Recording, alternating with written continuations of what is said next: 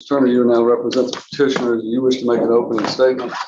Your Honor, Mr. Mathis and I spoke. If you've read our briefs, and we're just gonna start with the proof, if that's okay. All right, let's go ahead then, and we'll start with the proof.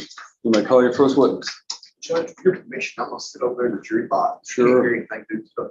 Wherever you're most comfortable and you can see and hear. Thank you, Judge. And I would call Benjamin Lewis Keel.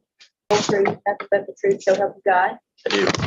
You've been called as an adverse witness, so I'll ask you to speak loudly into the microphone, please. Yes, Your Honor. You are Benjamin Lewis Keel, is that correct? Yes, ma'am.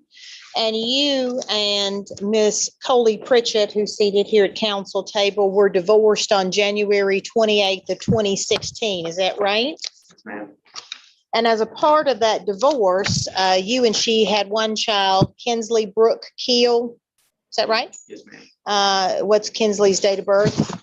August 21st, 2013. And how old is she today? I'm sorry?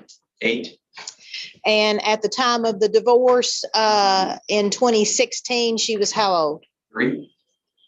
I'm going to pass forward to you, Mr. Keel, a copy of the court-ordered parenting plan for you to have for the benefit of the child. Do you have that there before you? Yes, ma'am. Do you recognize that document as your court-ordered parenting plan as of January 26th of 28th of 2016? Yes, ma'am. All right, and under the day-to-day schedule there, it says the father shall enjoy parenting time with the child once he is out of the military, 2 days per week on his days off, and if the father has 3 days per week, and if the father has 3 days per week, he shall enjoy parenting time for those 3 days on every other week. Exchange time shall be agreed upon by the parties, text no later than 48 hours in advance. Is that right? Yes, ma'am. Okay. And then in addition to that, you had every Father's Day. Is that correct? Yes, ma'am. You had shared Halloween time. Is that right? Yes, ma'am. You had Thanksgiving time in odd years and in even years at different times. Is that right? Yes, ma'am. You had shared times for the child's birthday, which was August 21st of 2013, odd years from 10 to 3, even years from 3 to 8. Is that right? Yes, ma'am. You had Christmas vacation, which had you in odd years. You had from the time from 24th to the 25th, and then in even years, 25th to the 26th. Is that right? Yes, ma'am.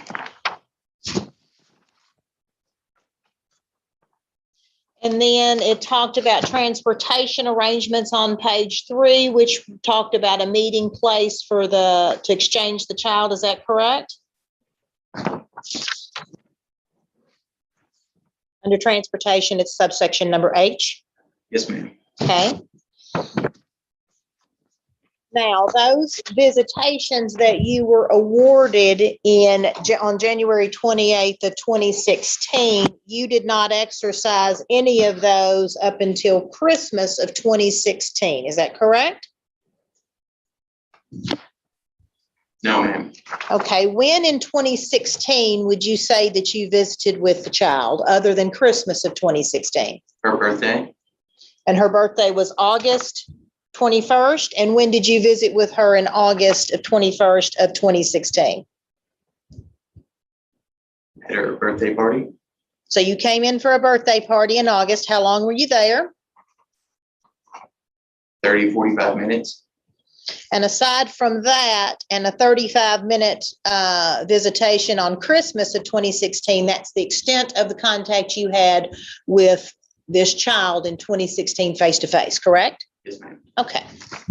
And you did not have any phone contact with Miss Coley Pritchett in 2016 to speak with the child, did you? No, ma'am. Okay. Now in 2017, you didn't have any face-to-face contact with the child, correct? I showed up to every birthday until 2019. Okay, so you think you were here in 2017 for a birthday visit like the one you testified about in 2016? Yes, ma'am. Okay. In 2017, you were actually in town for Christmas, but you didn't visit with the child in Christmas of 2017, correct? Yes, ma'am. And in 2017, you never called or contacted Coley Pritchett to speak with the child during 2017, correct? Christmas? At all in 2017. You didn't have any phone contact with Coley Pritchett to say, hey, can I talk to my daughter? Will you FaceTime with me? Anything like that? Yes, ma'am. That's correct? Yes, ma'am. You did not? Yes, ma'am. Okay. Now, in specifically from December of 2017, when you were in for Christmas and didn't see the child until April 23rd of 2018, when this petition was filed, you had no contact with Kinsley, your child, correct? Yes, ma'am. That's correct? Yes, ma'am. Now, Your Honor, we would ask that the parenting plan be made the first numbered exhibit, and I can. Mark it as exhibit 1.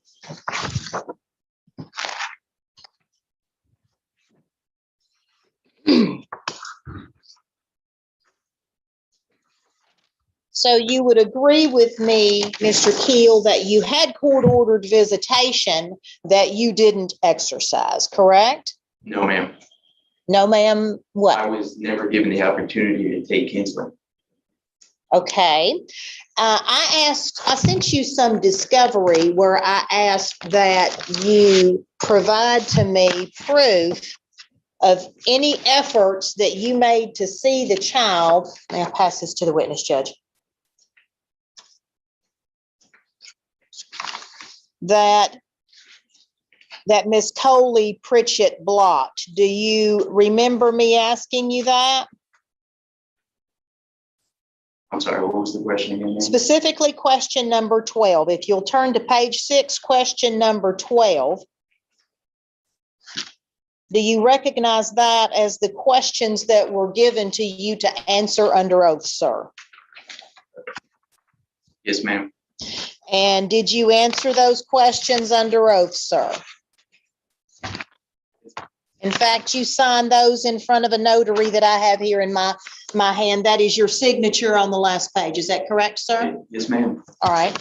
Now, under question number 12, it asks, explain all actions or inactions that you claim Mr. or Miss Pritchett have done in an effort to hinder your efforts to visit the minor child, Kinsley Brooke Keel. Do you see that question? Yes, ma'am. Okay. And your answer was, every time I get to see my daughter, it's only short 30-minute or less visits because they always have somewhere to be. I'm never allowed to take her. Coley always has to be there. Visits are usually somewhere odd or uncomfortable. She makes our daughter seeing me like punishment. Coley takes hours or days or sometimes never replies to text messages and won't answer calls. She blatantly told my mother if she didn't let me talk to my daughter or show pictures of me, my mother could not see Kinsley. That was your answer, correct? Yes, ma'am. And I asked you to produce your phone records and text messages that would support any of these efforts that you say Ms. Pritchett made to hinder your visitation. Do you remember me asking you to produce those? Yes, ma'am. And you didn't produce any text messages or any phone records to support your allegations of what you're saying, correct? Yes, ma'am. Okay. Have you seen the exhibits that I have presented to your attorney of Miss Coley Pritchett's phone records? No, ma'am. Okay. Would you be surprised if they do not exhibit any phone calls from you during the relevant periods that you're talking about? I don't know if that was when she changed her phone number, if that was her new phone number or old. Okay. Well, what phone number did she have at the time of the divorce? Honestly, could not remember, ma'am. Did you have it in your phone? I did at the time, yes, ma'am. Okay. What was your phone number at the time of the divorce? It's the same, 2466. I'm sorry? It's the same phone number, What is that phone number? 931 Mm-hmm. 627 2466. Okay. And you mentioned you didn't know if it was before or after she changed her phone number. How do you, if you don't know her phone number, how do you know she changed her phone number? I know her new phone number. I don't know if the calls and texts I used to give her were from her old number or her new number. Okay, so you do know her new phone number. Yes, ma'am. And what is that number? I would have to look at my phone to tell you. Okay, so you have that in your phone, and how long have you had that new phone number, sir? Whenever she changed it, ma'am. Okay.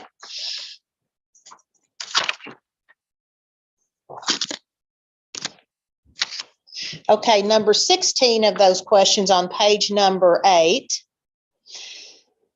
I ask you to describe any efforts you've made to secure visitation, telephone contact, or any other contact with the minor child, Kinsley Brooke Keel. This would include any filing of any court, phone calls, attempts to visit. If you have phone records or photographs, text messages evidencing your attempts, please attach these to the request for production. Your answer was, I text Coley every time I'm home to see Kinsley since the divorce, except one Christmas because I was sick, and I'm assuming that's Christmas of 2017. Yes, ma'am. Every time I see my mother, we talk and send pictures. So we went over just a moment ago the times you were home, and you said birthdays one time a year up into 2019, and Christmas of 2016, Christmas of 2017 when you didn't see her, and we're going to talk about Christmas of 2018 here in just a minute. But those are the only times you've been home, correct? Yes, ma'am. Okay, so that's when you're talking about attempting to see Kinsley when you're home. Yes, ma'am. Other than that, you're not attempting to call her phone to have a FaceTime visit, to have a talk visit on her phone at all during those periods of time, correct? Yes, ma'am. And specifically for the 4 months prior to the filing of this petition, which was filed on April 23rd of 2018, from December of 2017, 23rd to April 23rd, you had no contact with this child, correct? No, ma'am. Okay. And you didn't file any court filings since January 28th of 2016 to try to enforce any sort of visitation with this child, have you? No, ma'am. Pass the witness, Judge. Oh, I'm sorry, Judge, I needed to introduce his interrogatories and requests for production.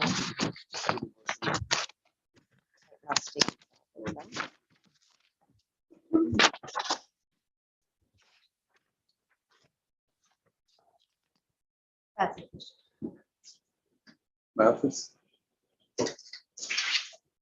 Mr. Keel, at the time of your divorce in January of 2016, what was your employment? I was in the Marine Corps, sir. Where did you reside? Virginia, Or whereabouts in Virginia? Hampton, Virginia. Okay. And where did your now ex-wife and daughter reside primarily at that time? Dover, Tennessee. Okay. Now, the parenting plan that was admitted as an exhibit that you all negotiated as a part of your divorce talks about you having visitation once you are out of the military. Was that your understanding of your agreement with your now ex-wife, that your visitation wouldn't begin until you were out of service? Yes, sir. Okay. And why was that what you all agreed to? At the time, I didn't have a lot of money. I was sending it almost all to her. So I was living in a really crappy apartment that I didn't want my daughter at. And I was trying to plan on moving back to Tennessee. Okay. And when did you get out of the Marines? 2016, At what point in 2016? May, sir. Okay. So beginning in May of 2016, that's your understanding of when your visitation under this parenting plan would begin. Is that right? Yes, sir. Now, what it says is basically under most of these sections, y'all are going to agree, but there are some specific dates that Ms. Turner mentioned. And it also notes under the day-to-day that you can have visitation during the week. But you didn't live here, did you? No, sir. How would you have exercised that type of parenting time living in Virginia? Not that, sir. Okay. How frequently did you come home to Tennessee? It It was usually just for Christmas and Kinsley's birthday. Okay. And had you and your ex-wife discussed that those would be the times that you would primarily return to Tennessee and ask to see the child? No, sir. When you did return to Tennessee, did you ask to see your daughter? Yes, sir. You mentioned that you saw her for her birthday in August of 2016 and then again on Christmas of 2016. Yes, sir. Did you make any other trips to Tennessee in 2016 and fail to see your child? No, sir. Okay. And then in 2017, did you continue to reside in Virginia? Yes, sir. And did you come home on her birthday? Yes, sir. Did you see her on her birthday? Yes, sir. Now, you mentioned seeing her at the party. Did you ask to see her more than that?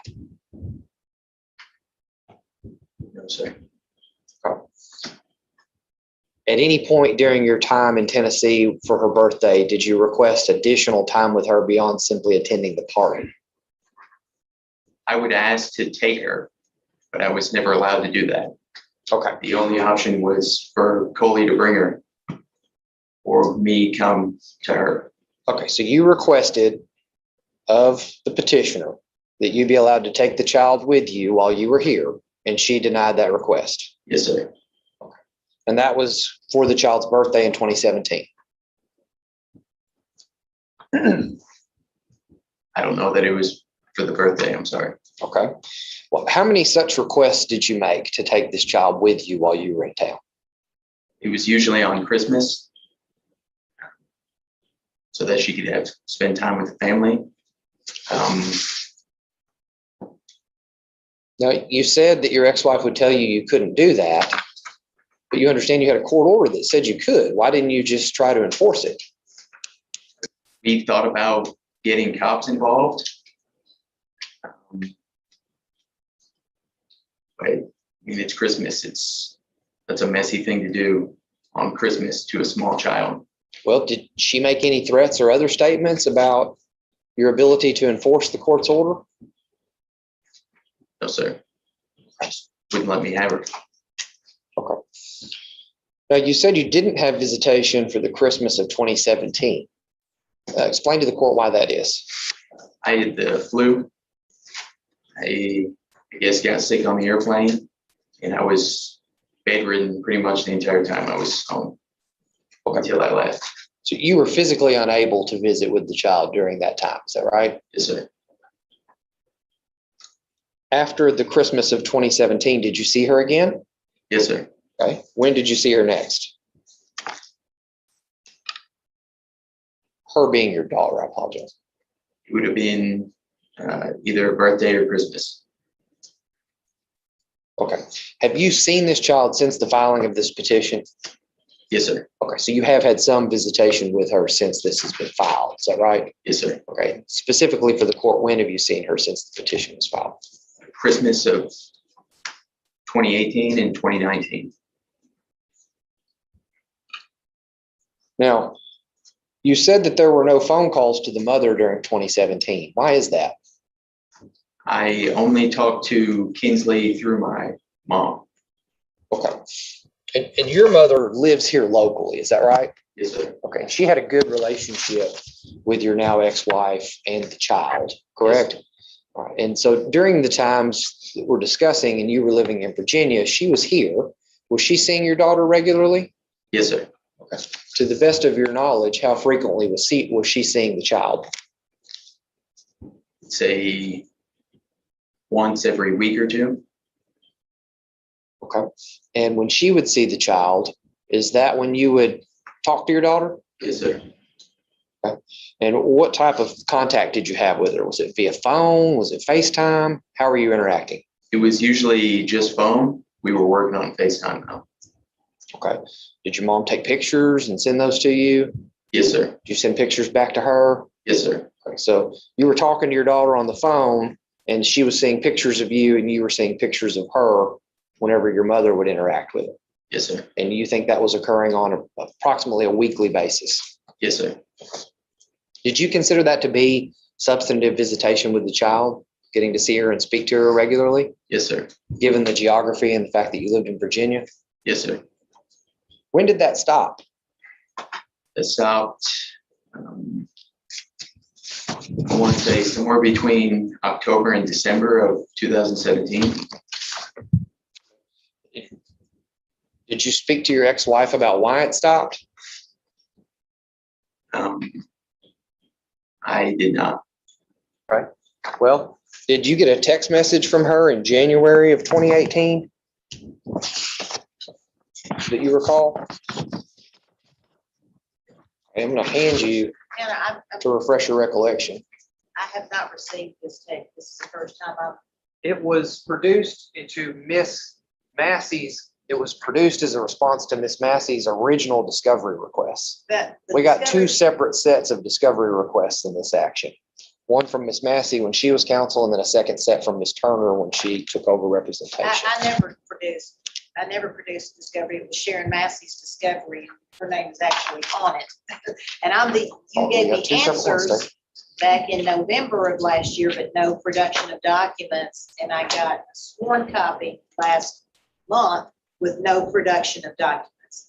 This is the first time I'm seeing this, and it's not in Miss Massey's file. Well, if the court doesn't want us to admit it as an exhibit, I think I can still let the witness review it for purposes of. Turner, review it first and find out whether she has an objection to it.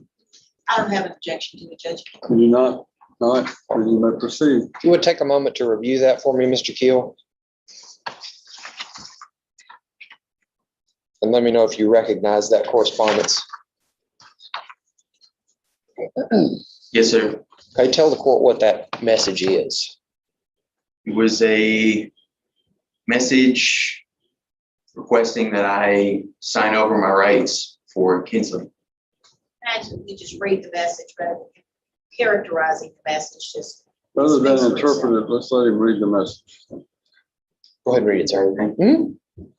Hey, so I'm about to renew the kids' insurance for the year. Kinsley's starting sports in school this year. She completely thinks she has a normal life, and I'm beyond grateful every day for that.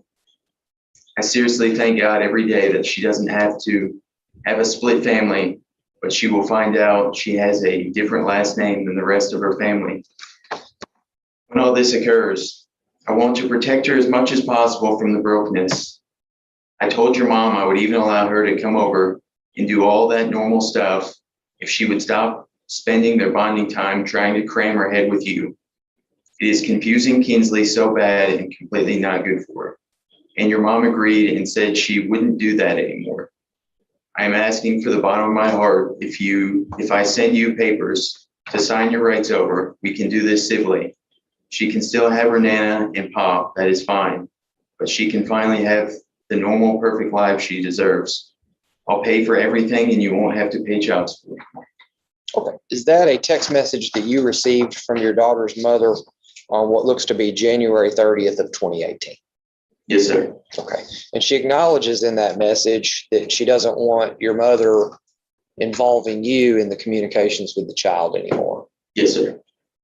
I'll have that as the next exhibit, please, Your Honor. Mark as Exhibit 3. And again, you were interacting with the child through your mother on a weekly basis. Yes, sir. And do you think the mother's desire to stop that is part of the reason the child was no longer allowed to see your mother? Yes, sir. Now, you're court ordered to pay child support under the terms of your divorce, are you not? Yes, sir. And are you current on that payment? Yes, sir. Mr. Keel, are you asking the court to deny this petition so that you can try to enforce the parenting plan that was originally agreed upon and develop a more meaningful relationship with your daughter? Yes, sir. When you were being allowed to see her through your mother, do you think you had a meaningful relationship with her? Yes, sir. When she would see you, did she know who you were? Yes, sir. When you talked to her on the phone, did she acknowledge you as being her dad? Yes, sir. Those are all my questions, John. Redirect. Yes. Mr. Keel, you said that you couldn't come down anytime. Well, first of all, where were you stationed? Yeah. Norfolk, Virginia. Norfolk, Virginia. How far of a drive is that, sir? 12 hours. Okay. And military people have what they call Donza days. Yes, sir? I'm not sure what that is. You're not sure what a Donza day is? Days off for like holidays, such as you get some days for Thanksgiving around the actual holidays that you're not actually going in and working. Yes, ma'am. You have Donza days around Martin Luther King Day, President's Days, and other days during the year that they actually give you holidays from work in the military service, correct? Yes, ma'am. And you, even though you had Thanksgiving every other year, pursuant to the court order, you never took the time to come down and see your child during that time, correct? Yes, ma'am. And during the year when you would have Donza days, you wouldn't take the time to drive down and see your child, even though the court order gave you the opportunity to do that, correct? Yes, ma'am. All right. And during the summer, around 4th of July, another time you could come down and spend a little time with your daughter that you chose not to do, correct? Chose not to? No, ma'am. Well, sir, if you had the days off and you could come down pursuant to the court order and you didn't, how else would you characterize that, sir? I didn't have the money.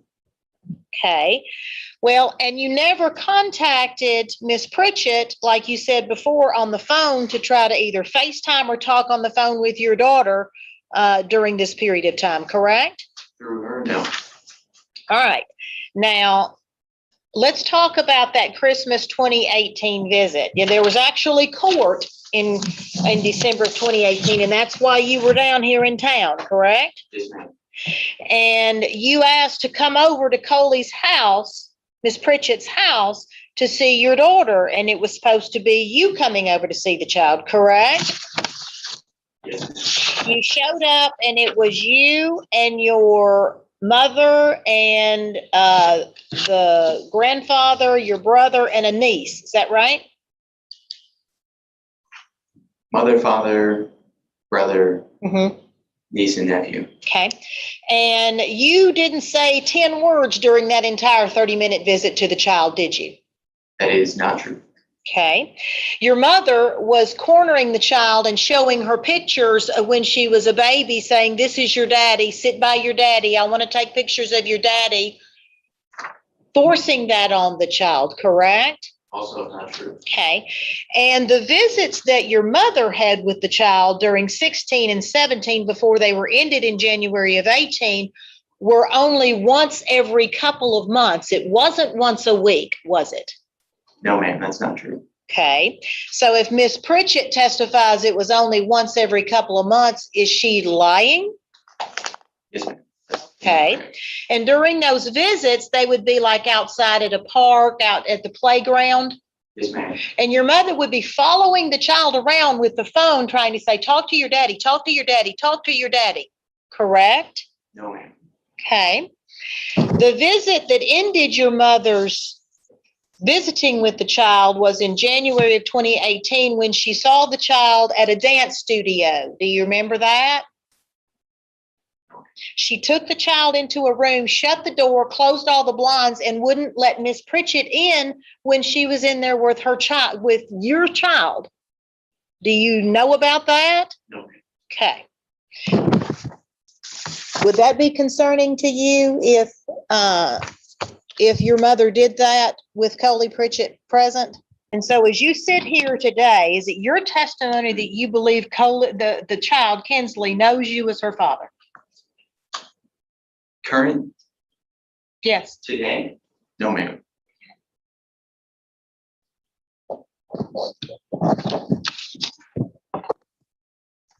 Now, you said you saw this child in Christmas of 2019, and my client says you did not. Are you certain you saw this child in Christmas of 2019? Or was the Christmas of 2018 visit at her house the last time you saw this child? That might have been the last time, ma'am. Mathis, Nothing. I have a question for you. The answer to the petition for adoption and termination of parental rights that was filed on your behalf was styled the following: an answer to petition for adoption and termination of parental rights and motion for DNA testing. And then the last paragraph, on paragraph 30 of that answer, respondent, which is identifying you, respondent would request that the parties be ordered to submit to DNA testing. Goes on to say, wherefore respondent prays, one, that the petitioner's petition be dismissed with cause tacked to the petitioner. Two, that this honorable court order that the parties submit to DNA testing.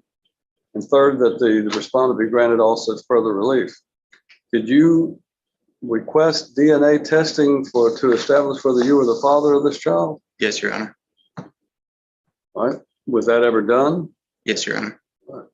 But you at some point did not believe you were the father of this child or had a question about it, is that correct? Yes, Your Honor. All right. Anything further? No, just. Mr. Math? Just to clarify where that, I've got a couple of questions about That's that. fine.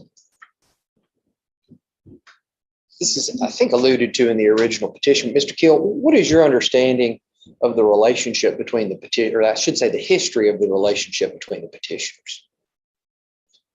Not sure of the question, sir. Okay, well, your ex-wife has a child from a previous relationship prior to your marriage to her. Is that correct? Yes, sir. And is the current petitioner the father of that older child? Yes, sir. So were you with her while they were going through their separation? Yes, sir. So at some point, did you actually facilitate the visits between the petitioners as it relates to their other child?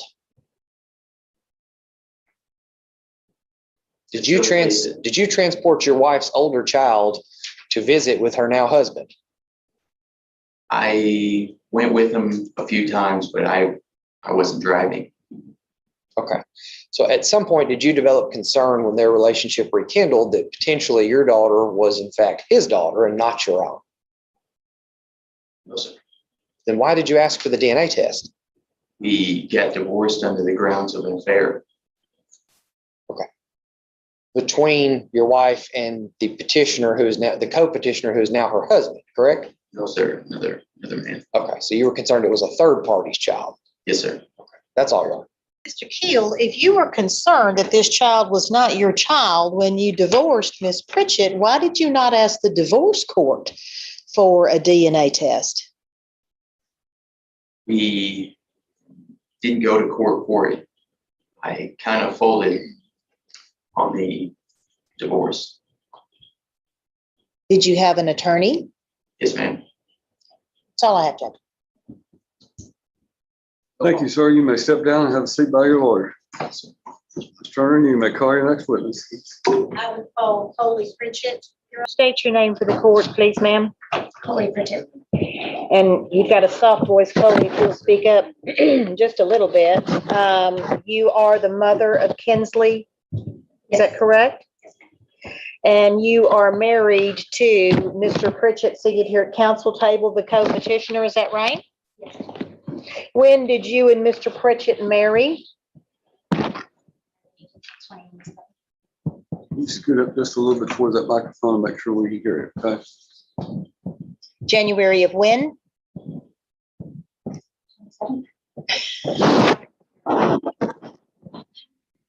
What year did you marry Mr. Pritchett? 2017. Okay. And have you and he lived together continuously since that time? Yes. Has he had physical custody of Kinsley since that time? Yes. And when the divorce went down in January of 2016, and we've introduced the parenting plan, did Mr. Keel request to visit with Kinsley at all other than her birthday or Christmas in 2017? Did he call you and ask to talk to her on the phone in 2017? He didn't see her at all 2017. Okay. My question is did he have your phone number? Yes. Okay, and I have some phone records, and I'm gonna, what's what I gave you? I'm gonna pass these forward to you.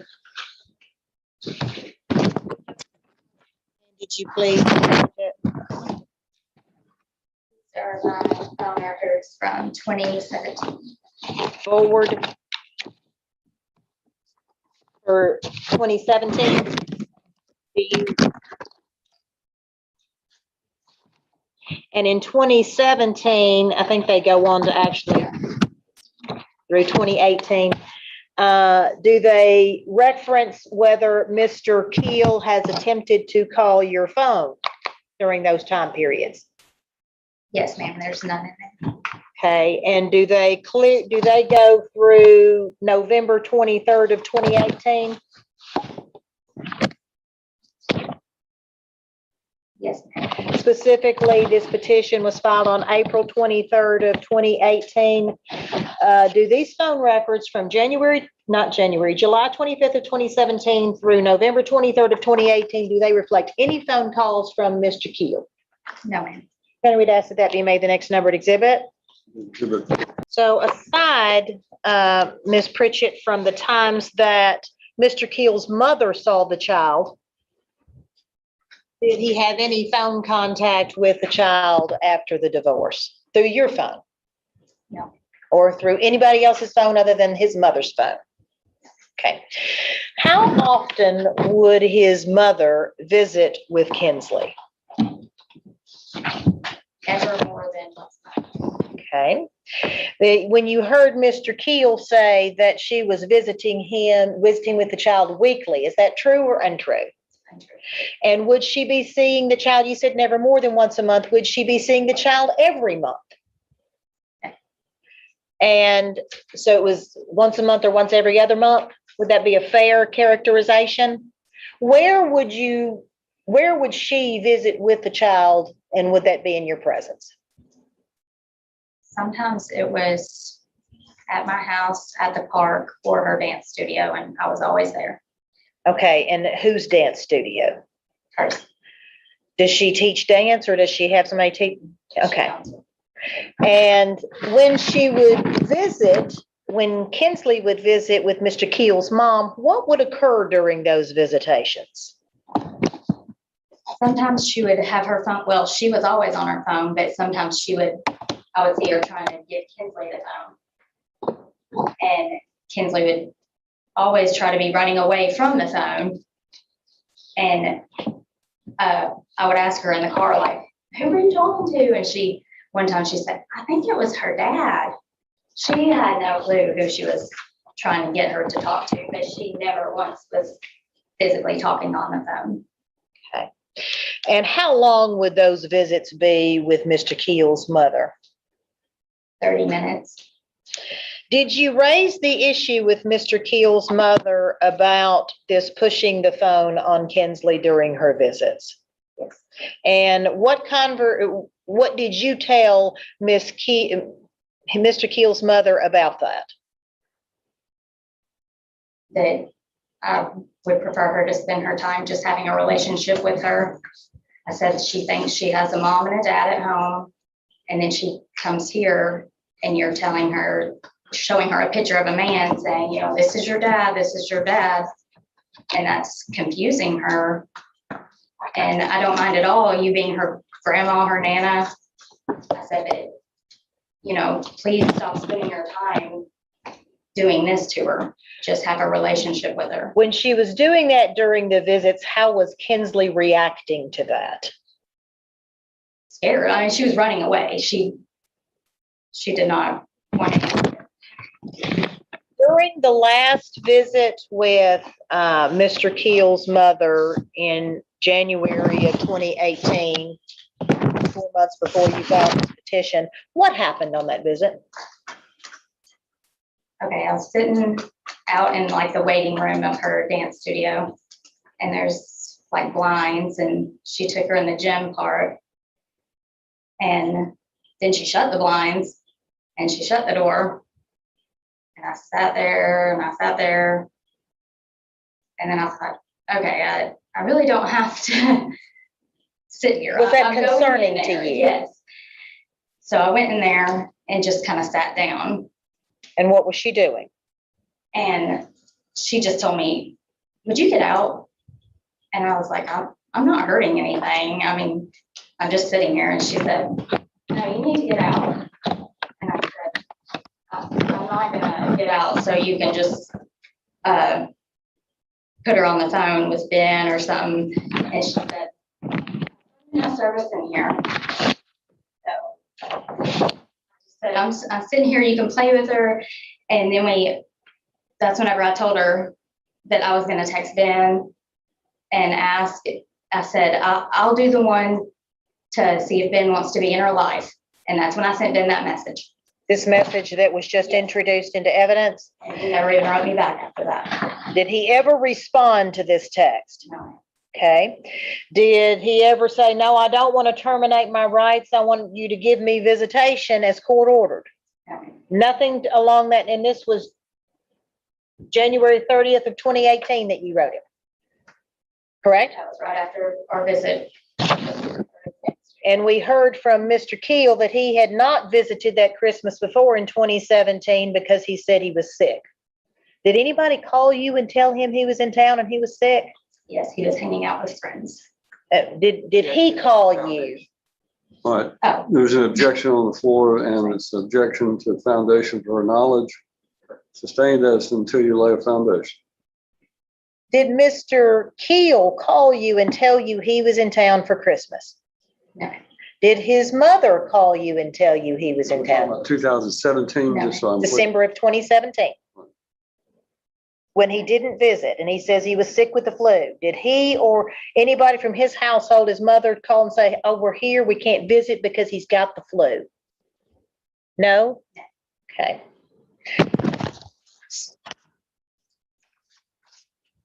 Did you hear anything between December 23rd and April 23rd from Mr. Keel?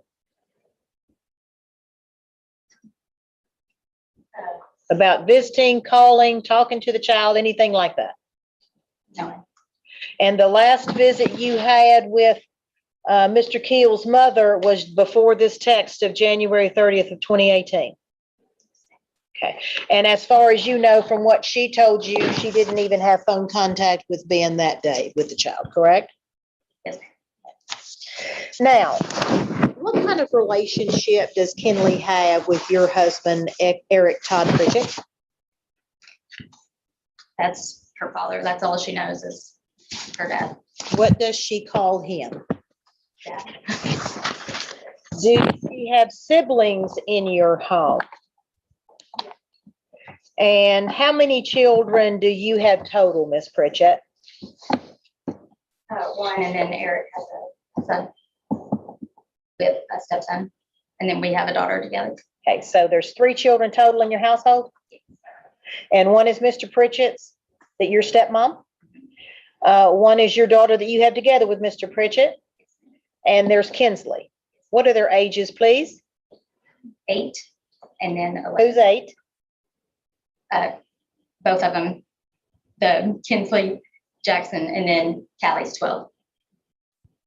And then you have a baby? I'm confused. Boy and a girl, both 8, Okay, and then our oldest is 12. okay. Oh, the oldest child is with the one that you have with Mr. Yes. Pritchett, is that right? Okay, I'm gonna pass forward some photographs to you, Ms. Pritchett, and see if you can identify those. Are those photographs that you have provided to me? And would you please explain to the court what's referenced or what's exhibited in these photographs? Yes, that shows how little they were when she first came, or he first came in our lives, that she's known him as dad. So you're gonna, may I just go ahead and pass these forward to the court so we can go through those together? You'll hand me one of those. I think these are all the same. correct? They are the same, Judge, and all in, should be all in the same order. On page 1 there, what have we got? That is Kinsley and Jackson. When, how old are they there? Oh, tiny, still passies, and Is that when you were married to Mr. Pritchett? yes. And here, the second one is, That Mr. Pritchett in the background on the dock there? yes, Y'all fishing? yes. Okay, what's exhibited on the next page? That's Kinsley Jackson, then Callie Kinsley Jackson. Okay, and the next page of pictures? That's all of us, and then the bottom one is us and one of our nieces. Okay, what's on the next page? All of us, and then them fishing again. Okay, and the next page? fishing. Y'all do a lot of fishing. Yeah. And the next page? That's their great grandma, which is Eric's grandma. And then my dad and Kinsley. Okay, next page? Kinsley is my brother. Hmm, okay, That's us, and then Kinsley and Callie Christmas. okay, And that's us on a Christmas.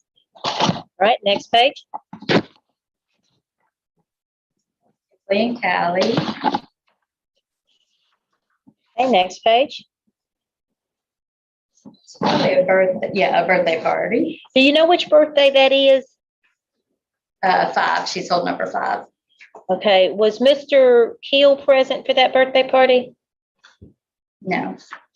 Okay, so when he testified, he was at every birthday up until 2019, is that true? No. Okay, what's on the next page? Trick or treating, Mm-hmm. What's on the next page? camping at Pine, Okay, what's on the next page? Holiday World, Okay, and the next page? Okay. Y'all very involved in church? Okay, what's the next page? Creek, and then it's Bible school underneath that. Okay, is that Jackson and Kinley underneath that? Yes. Okay, what's on the next page? Church, and then on the boat, All right, and the last page? and that is Piney again.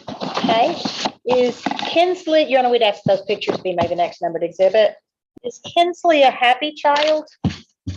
Yes, she's a well child. She's very happy though. Does she know Mr. Keel as her father? No, Okay. Now, you heard Mr. Keel talk about Christmas of 2018. Did you allow him to come to your house in Christmas of 2018? And what happened on that occasion? like you said, they all came in, and she hadn't seen him since 2016, I believe. How did Kinsley react to that? So of course she didn't know who any of them were. And they say I make it like a punishment, but that's not true. She doesn't know who they are, so she is scared. And that's not my fault. She grabs onto me, and I'm like, go see him. And then what happened? And Liz is like, go see Who's your Liz? Who's Liz? dad. Ben's mom. Okay, and she told her to go see her dad? Go sit with your dad, and she'll say, Daddy, grab her. Here, let's take a picture with Daddy. And she does all the talking, and Liz does all the talking? yes, ma'am. And Did Mr. Keel speak to Kinley? Kinsley, Kinsley, I'm sorry. I sat in the other living room, which isn't probably 10 feet away, and did not hear him say more than 2 sentences. How did Kinsley react to that visit? After they left, I asked her, who was that? Checked whatever the child said. It sounds like. State of mind, Judge. I mean, Overruled. Just let me know. yes. And I took a video of it and can't find the video whenever I was asking who it was. But, and she said, I don't know.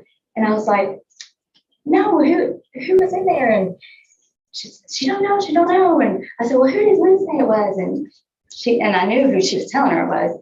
And she said, Eric. And she only said Eric because that's who she associates dad with. And I'm sure she didn't want to say dad, but was guessing the name. But that's who She was associating dad with Eric. Yes, and she said Eric.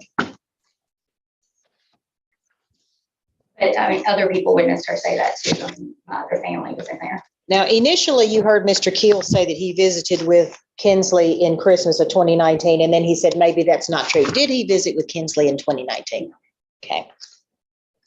And again, has he, even since his petition's been filed, has he contacted your phone, tried to talk with Kinsley at all? No, ma'am. And after you cut off visitation with his mother after the January incident, has she seen the child since that time? No, ma'am.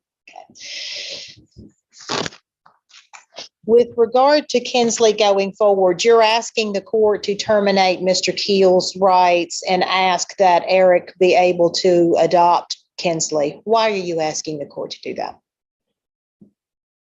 Just to make legal what's already our life. I mean, that's all she knows. Do you think that's in her best interest? Absolutely. If she were forced at this point in time to go visit with Mr. Keel, based upon what you've seen, how would she react? It would honestly be terrible, especially with her personality. Does she know that her last name is different from her siblings? No. Okay. Does she think she is Pritchett? Yes. Are you asking the court to change her name, allow the adoption, and change the name? And do you think that's in Kinsley's best interest? Yes. Pass the witness, Judge. Mathis? Miss Elizabeth Keel did have a visit with the child in January of 2018. Is that right? Had it been her pattern during these visits to involve Mr. Keel remotely via phone? I'm not sure. Well, you said you were there for every visit. Wasn't she calling Mr. Keel on the phone to talk to the child during the time that she spent with the child? She had her phone. I don't know what she was doing on it. Didn't you terminate her contact with the child because she was allowing interaction with Mr. Keel? No. Well, didn't you send a message in January of 2018 that alluded to the fact that his mother was continually filling the child's head with ideas of him and that you didn't want that to keep happening or she wasn't going to get to see the child? To who? To Miss Keel. I can't recall. Okay. Was January of 2018 the last time you allowed this child to interact with Miss Keel prior to the Christmas visit? Yes, sir. And during that visit, was she attempting to contact Mr. Keel? Is that the reason you terminated the visit? You said she went in a different room and you were worried she was going to call Mr. Keel. Is that right? Yes. Okay. And you did not want that to happen, did you? No. You did not want your daughter to have communication with this man, correct? If he wants to communicate, it could go through me. I wanted her to be a grandma. But you did not want her to allow communication between this child and this gentleman. Is that right? Repeat the question. In January of 2018, Elizabeth Keel, the paternal grandmother of your daughter, had a visit with the child. You were present for that visit, correct? Yes. And during that visit, she was going to allow the child to speak with Mr. Keel, correct? No. I mean, she said there was no service. She wasn't. Were you worried that's what she was going to do? I don't know what she was going to do. But you testified under direct examination that that's what you were worried she was going to do. She done a lot of stuff like that. Okay. And is her allowing that contact with Mr. Keel the reason you stopped allowing her to see the child? Some of it. Okay. So you admit he was having contact with the child through his mother when she would see her? Possibly. Okay. Now, if he had been well Christmas of 2017 and asked to see the child, would you have allowed that? Yes. Okay. Why didn't you let him take the child whenever he would visit with her? She didn't know him. But you admit you wouldn't let him take her out of your presence, correct? Correct. Those are all my questions for her, Your Honor. Mr. Turner? The incident in January of 2018 with Liz, did it concern you that she took the child in the other room, shut the door, drew the blinds, and would not allow you in? Yes. Is that what concerns you? Yes.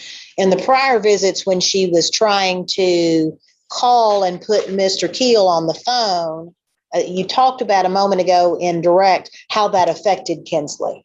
Yes. Did it affect her negatively?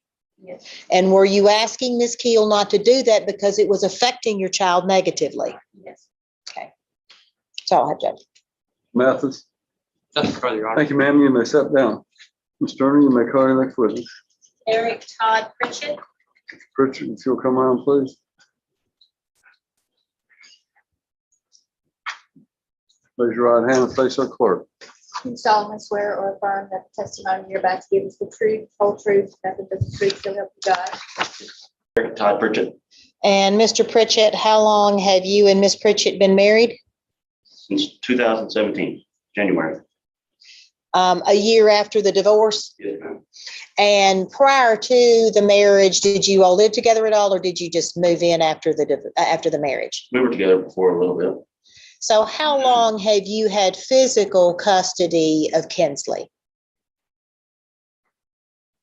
I'd say fall of 2016, at least. Okay, so several months after the divorce. Yes, ma'am. And how old was Kinsley then? Oh, goodness. Year and a half, 2 years old. Okay, so now that I got straight, you and Miss Pritchett have an older child, correct, Correct. together? Yes, ma'am. And then you have another child that's Kinsley's age? Yes, ma'am. And that child's name's Jackson? Yes, ma'am. Now, what is Kinsley's relationships with her siblings like? A normal child, just brothers and sisters. Are they close? Yes, ma'am. Okay. You were around in 2016. You heard Mr. Keel testify that he only had visitation on birthdays and Christmases. Is that what you remember? Yes, ma'am. Did he ever call and speak with Kinsley on the phone? Not that I'm aware of. And during that time when you began living with Kinsley, did you start developing a relationship with her, a father and daughter? Yes, ma'am. And tell the court a little bit how that progressed. I mean, it was when you're around her 7 days a week, it just became normal. I mean, Has she bonded with you? yes, ma'am. Does she call you daddy? Yes, ma'am. Okay. During the time that she has been around Mr. Keel, have you been present for any of those occasions? No, ma'am, I wouldn't say present. The 2018 visit, I was at the house, but I wasn't in the room or anywhere to say of. Was that intentional? You just kind of wanted to get out of the way? And I think I may have asked you this and I asked her, she calls you daddy. Yes, ma'am. Does she know you as her father? Yes, ma'am. Does she know Mr. Keel at all as her father? No, ma'am. Are you asking the court to terminate Mr. Keel's rights and allow you to adopt Kinsley? Yes, please. You understand that if the court does that, it will be as if Kinsley were born to you. Correct. She can inherit from you and you can inherit from her. Correct. You would have obligations, not just the benefits of being a parent, but you're going to have the obligations, and you understand that. Yes, ma'am. In fact, have you been doing that since 2016? Yes. Are you asking the court just to formalize that? Yes, ma'am. And do you think that that's in Kinsley's best interest? Yes. Pass witness check. No questions this week. Thank you, sir. You may step down. I may have just a brief moment. No. Riggins, I haven't given you an opportunity to ask questions. Did you want to ask questions of any of these witnesses? Judge, I would interject. I was going to say, if you do find that you need to ask a question, please stand and Judge, tell bailiff Dale and he'll zap me or something to let me know. everybody's been very thorough. There is one thing that Mr. Mathis and I just discussed. This matter's been going on, I believe, 3 years, close to it. When we were initially at court, when I spoke to Mr. Mathis, I recommended no visitation. While I obviously thought this matter could resolve quicker, but of course, COVID and everything else, but I didn't want to disrupt a minor child, confuse her, and recommended no visitation till the matter was resolved. All right, Mr. Turner, you have another witness? I do, Your Honor. Gary Dacus. You are Gary Dacus, is that correct? Yes, ma'am. And Mr. Dacus, how are you associated with this family over here? Married to Miss Coley's sister. Okay, and her name is Megan. That's correct. How long have you and Megan been married? Since 2008. Okay. And where do you live in proximity to Miss Coley Pritchett and Mr. Eric Pritchett? Roughly 150 yards northwest through the woods. Y'all neighbors? Yes, ma'am. Okay. Do you all have children, you and your wife, Megan? Yes, ma'am, we do. And are your children close with the Pritchett children? Together every day. And does that include Kinsley? Is your Kinsley close to your children? Yes, ma'am. All right. Do Kinsley and her siblings stay overnight at your house? Yes, ma'am. Do your kids stay overnight at the Pritchett's house? Yes, ma'am. Okay. Tell the court a little bit about Kinsley's relationship with Eric, the petitioner who's asking that he be able to adopt her. Yes, ma'am. So in my opinion, Kinsley portrays Eric as her father. She calls him dad. She treats Eric like my children treat me. The girl wanting to be with daddy and sit with dad and hold dad's hand and seek dad's advice on certain things and go to dad when she's hurt. It's just similar how I see my children relate to me as I do Kinsley with Eric. Have you been around as a family member to see Mr. Keel and Mr. Keel's involvement with Kinsley since the divorce in 2016? Have I seen Mr. Keel in Kinsley's involvement since 2016? Since the divorce in 2016? Not that I recall of any, no ma'am. Okay. And you've been around for birthday parties, Christmases, holidays, Yes. and the like. Yes, ma'am. Has Mr. Keel been present in any consistent fashion in Kinsley's life at those events? Since the divorce? Yes, sir. Not that I can recall. When Kinsley stays at your house, is she homesick to go home? Sometimes at bedtime when it's like, hey, time for y'all to quiet down, maybe, but she stays the night. And what sort of things have you seen Eric do with Kinsley that would denote that he's a good father figure to her? Just spending time with, playing with, buying things for, and just We've carrying seen a around lot of like- pictures. Apparently they fish a lot. Do they fish? Eric fishes all the time, so I don't know who he's got with him half the time, but yes, that does surprise me. Okay. Do you see any reason that it wouldn't be in Kinsley's best interest for Eric to be legally her father? No, ma'am, I do not. Questions this way. Thank you, sir. You may step down. Thank you. You can have a seat in the courtroom, Mr. Jacob, if you like. Approved, Judge. All right. Petitioners have rested, so let's go ahead and take our morning recess, and then we'll start with the defendant's proof to wish to offer. Stand in recess for 15 minutes. All rise. Petitioner has rested, so Mr. Mathis, you wish to offer any proof? Oh, Elizabeth Keel, Your Honor. Elizabeth Keel. If you would, please state your full name for the court, ma'am. Elizabeth Sophie Keel. Ms. Keel, you are Mr. Benjamin Keel's mother, is that correct? And Kinsley Keel's paternal grandmother, is that right? Okay. Now, your son and your granddaughter's mother divorced back in January of 2016, is that right? Yes. Okay, I want to focus on your relationship with your granddaughter from when they got divorced up until this petition to terminate his rights was filed, okay? So after they divorced, what type of interaction did you have with your granddaughter? As much as I could go. Okay, and if you would be specific for the court in describing how often you got to see her. I got to see her sometimes every week, sometimes every couple of weeks. And then there were periods of time where I wouldn't get to see her because Kinsley was supposedly sick or they had other plans or whatever. And if you would spell out for the court, how were these visits occurring? You would text the How? mother and meet up, or she would call you? I Go would into text details. her and sometimes it would take several times for me to get an answer. And I would beg her to let me see Kinsley. And then when she was little, she was, walking, and I would go to the house and we would go outdoors for an hour and a half and play and hang out. Sometimes we hung out in her bedroom a little bit. And then, of course, the visit was over. But she was little then. And when she was older, we would meet at the playground, or if we had to, at McDonald's or wherever, but just as many places, occasionally at the studio, at my business. But just as many places we could. But around the time that Kinsley started talking, then I was no longer allowed to be alone with her.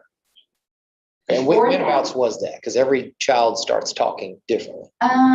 She was getting close to 2. Okay, well, remember, I'm asking you to focus on the time from when these parties divorced in January of 2016 through the filing of this petition in April of 2018, okay? Right, right. So at that point, we were at the point where Kinsley was talking and she was no longer allowed to be alone with me. Mom was with her at every visit. And a lot of times, you know, up close and personal, we couldn't have a word to ourselves. And were those visits still occurring at places like the park, McDonald's, or your dance Mhm. studio? Mhm. Okay, and how frequently were those visits occurring in 2016 and 2017? Every couple weeks to a few weeks, depending on Kinsley's health. Okay, and when you were able to visit with Kinsley, did you arrange for her to interact with her father, Benjamin Keel? Always. Right, I and would. how did you facilitate that? Well, first I would always show her pictures of her daddy and talk to her about him and tell her, of course, how much he loves her and misses her. And then I would talk to Ben previously and tell him that I was going to have a visit with Kinsley. And so we would do a phone call so he could talk with her. And that worked out until we were at the park one day, the last time that we got. Well, let's slow down. Okay. And you're saying that was happening during every one of these visits that were occurring, I think you said at least every couple of weeks. Yes, He was and talking to her on the phone and she was being shown pictures of him yes. every couple of weeks, every time you saw her throughout 2016 and 2017. And Okay. if the only time he wouldn't get to talk to her was if, you know, he was in the Marine Corps. So if he was doing something and he was not able to come to the phone, but that was fairly rare. We did pretty good at getting some conversations. And is the reason that that's how he was interacting with her because he lives out of state? Part of it. Now, did Miss Pritchett approve of you allowing the child to talk to Mr. Keel? No. Did she voice concerns about that to you pretty regularly? Yeah, well, there was a lot of dirty looks.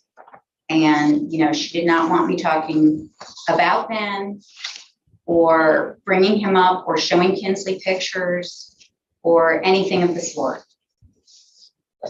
Now, in 2016, do you know when he came to Tennessee to visit the child? I believe for her birthday and for Christmas. Okay. And were you with him during those visits? I was. Did you observe him interacting with his daughter? I did. Was your observations of their interactions that they were appropriate between a child and their parent? Absolutely. Okay. Did he try to take the child with him after the visit? Well, there wasn't a lot of that because, for instance, at her birthday, we begged and pleaded for details of where is this birthday party going to be. And it was at a place in Clarksville, Kids in Play. And so we all piled in and went up there and spent a couple hours and thought that we were all going to have, you know, birthday cake and presents and hang out and maybe we'd get to take Kinsley. And about maybe an hour in, Cully stood up and said, "We're done, see ya," and packed her up and just left. And what about Christmas of 2016? Christmas, we had to beg to see Kinsley, of course. She came to the house. When you say she came to the house, do you mean that the child's Cully mother brought her? Okay. Mhm. She brought her to the house. She would not leave. I had asked her, can't we just have her by ourselves? Ben asked her, can't we have her by ourselves? No. So she plunked herself down and, you know, we all did. It was a bit uncomfortable, as you can imagine. So we all hung out with Kinsley for as long as we could. And in about 40 minutes, she stood up and said, "Well, we have to go." And they left. Okay. But the request for the child to get to stay or to be alone with you all were denied Absolutely. by the mother? What? I'm Let me sorry. finish the question before you answer it, okay? The request for the child to stay alone with you all were denied by the mother. Yes. Now, in 2017, are you aware of any visits between Mr. Keel and the child in person? You know, it's hard to figure out which Christmas it was, but I think it was 2017. Ben came home, his brother and sister-in-law came home, and Ben got the flu and Brittany got the flu and were in bed until the day he left. He basically dragged himself up to get on the plane and go back. So no, he did not get to visit with her. Of course, he was, afraid of giving her the flu. So he did not get to visit with her at all. But you observed him during the time he was here in Tennessee for the Christmas break of 2017. Oh, yes. Was he physically capable of visiting the child during that time? Absolutely. He was in bed, miserable. Okay. And throughout 2017, though, did he continue to visit with the child telephonically during your time with the child? Yes. Okay. And when did those visits stop? In 2018, we were at the playground and Ben called, and I called Kinsley over and I said, come talk to Daddy. And she said, no. And she was running around to the playground. So I thought she was being silly. And I said 2 or 3 more times, come and talk to your daddy. And she said, no. And I said, why not? And she said, because Mommy told me not to talk to him anymore. Okay. Did you have a conversation with the mother about that? Oh, they got up and laughed right after that. Okay. Did you have any conversations with her about that after the I fact? did. All right. And what was the substance of that conversation? She told me at that point that I would not be allowed to see Kinsley any longer as long as I showed pictures of Ben to her, talked to her about her daddy, or had her talk to him on the telephone. Okay. Did you have one last visit with the child in January of 2018? I did. Okay. And did you attempt to facilitate communication between Mr. Keel and the child during that visit? I did. I asked Coley to leave her alone with me at the studio. And actually, Kinsley's older sister, Callie, was there. And my other grandchildren were there. And she would not leave. So I tried to call Ben because it was a snap visit. I don't think I got a hold of him at that time. And Coley and I kind of had heated words. And then she told me, this is it. You're not going to get to see her any longer as long as you. And so I begged her to please call Ben and work this out. The two of you work this out. She needs both of you work this out. And so I want to be clear for the court. She told you that if you continued to allow interaction with Mr. Keel, you weren't going to see the child. correct, And that was in January of 2018. correct. Okay. And but for her stopping that, those telephonic visits would have continued. Would they not? Absolutely. Okay. Yes, sir. Those are all my questions, Your Honor. Ms. Turner?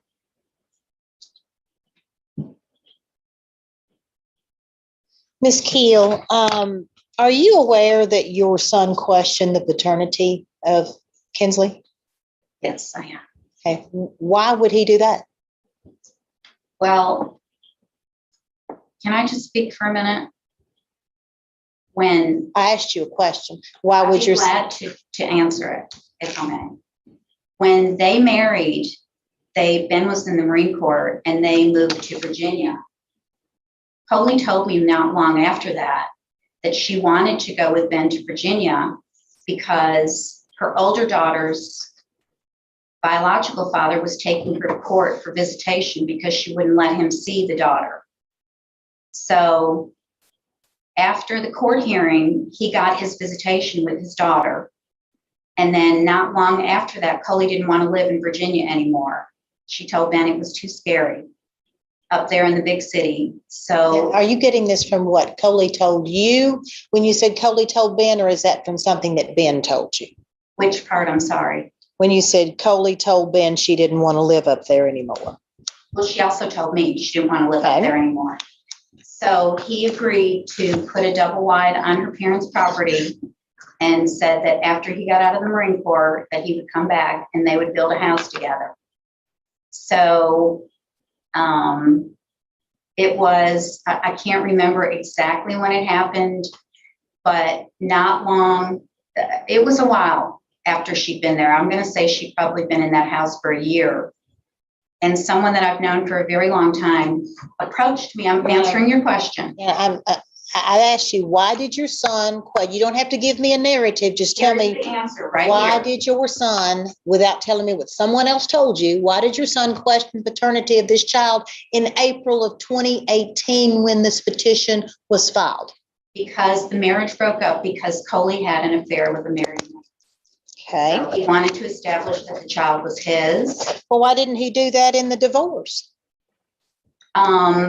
Because he, I think at the time, was extremely upset. He did marry for life, and he was probably in a little bit of denial about that it could possibly not be his daughter. He wanted Kinsley to be his daughter. So when the termination petition was filed, asking that his rights be terminated because he hadn't visited with the child, that's when he decides, since he wants Kinsley to be his daughter, that he's going to question the paternity? I think at that point, it sort of came to a head.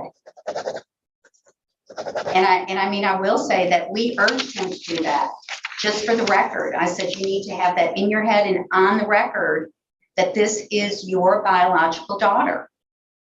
So you advised him to do that? I mean, any number of people advised him to do that. In 2016, you mentioned 2 visits that you were aware of face-to-face here. One was the birthday visit and one was the Christmas visit, correct?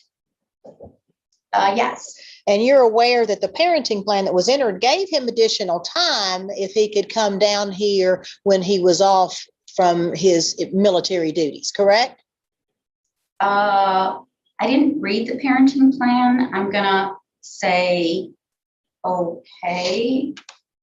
Well, you're aware that your son in military duties has certain days off around holidays like Easter, 4th of July, Thanksgiving, and all of these things. Yes. And the parenting plan gave him Thanksgiving specifically every other year and other days if he could come down here. But your son chose not to do that, correct? Well, I wouldn't say that he chose not to do that. But he didn't do that, did he?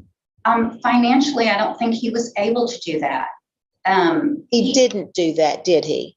Financially, he was not able to do that. I think that he would have been glad to do that if Coley hadn't used all the money and left him sort of in a hole when they divorced. So you think that's Coley's fault that he didn't come down here and visit with his child? Well, I think that he didn't have a very good paying job. You know, the military doesn't pay a ton when you're a private. And you mentioned the visits in 2016. One was the birthday and one was the Christmas. And you said that Coley wouldn't allow him to take the child, would only allow you all so much time with the child. Correct? Is that what your testimony was? Did you all file something with the court to say, hey, I'm not getting my rights, my parenting rights? He didn't file anything with the court, did he? I think that Ben was still at that point concerned about someone had given him some pretty bad advice about how much it was going to cost to go to court. And as he was of, fairly low means at that point, he was busily saving up to go to court. And my question was, he didn't file anything, did he? And not to my knowledge. And in 2017, the only visit he had was a Christmas visit, but he was here for Christmas, but he was sick the whole time. But he did manage to get with Cody Rainwater and do some things on that visit, didn't he? He went to Cody Rainwater's the night before. Now, that wasn't the flu year. That was not the year that he had the flu. So I may have my Christmas mixed up. There was the year that we saw Kinsley when Coley brought her over. Ben had not been feeling well that year either. He had a terrible cold. And so we did get some time with Kinsley that year. And then right before he left, he stopped over at Cody Rainwater's house. That's correct. And in 2017, he didn't have any physical face-to-face visits with Kinsley, correct? I have to really think about this, about these Christmases, which one was which one. Well, you said 2017 was when he had the flu, and that was the only time he was in 2017, correct? I believe so, yes. Okay. And in 2018 is when you said you had the January visit and Coley cut you off from seeing Kinsley, correct? Right. So after that, from December of 17, when he didn't see Kinsley to when the petition was filed, there was no contact between Mr. Keel and Kinsley, correct? Well, I'm going to assume not. I mean, she doesn't answer her phone or text. Ben texted her that Christmas when he was home and got no response, asking to see Kinsley, and called her. I called her and I got no response. Well, I asked in discovery for text to be brought forward with regard to times that he's requested to see the child and denied, and we haven't received any of those texts. I mean, do you have any text here today? I have my phone in the car. Well, the time for that would have been producing in discovery when I requested. We did receive one text from my client to Mr. Keel that he was able to produce after your January visit with the child. Do you remember your January visit with the child? I do. Okay. And that was at your dance studio. Mhm. And when Coley came and brought the child to visit with you, you took the child into another room, shut the door, shut the blinds, and was in that room alone with the child. Now, her older daughter was in the studio with us, Mm-hmm, as were my two grandchildren, mm-hmm, Chloe and Bradley. mm-hmm. And as far as close the door, no, I wanted to. I said, can I have some time with Kinsley? She's here with the kids. And as far as the shade, I have a window that looks into the studio that has a rattan shade over it that you can see directly through. The door was never locked. She could have walked through that door anytime she wanted to. But as it turned out, she would not let me close the door. And that's when she proceeded to tell me, you're not going to see her anymore.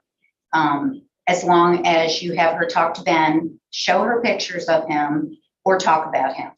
Now, we've introduced Ms. Coley Richards' phone records into evidence from July of 2017 through November 2017 through July of 2018. And would you be surprised that there are no phone calls from Mr. Keel to Ms. Pritchett during that period of time? No, I wouldn't be. Why would he call when she doesn't answer? I mean, you know. Well, it would reflect that he called and she didn't answer. But what I'm saying is, from the very point where he found out about the affair, and of course he was upset and started the divorce proceedings and what have you, she was done. She wasn't going to cooperate. She wasn't going to answer the phone. She wasn't going to answer texts. She wasn't going to allow Kinsley to have her daddy in her life, so that if she could cut him out, then she could erase the affair, in my mind. And that would be it. And I asked Mr. Keel in his discovery to produce phone records from his side that would reflect that he was calling and she wasn't answering, and I received none of those phone records. I don't know anything about it. I mean, you could have had whatever you wanted. You could come to my house.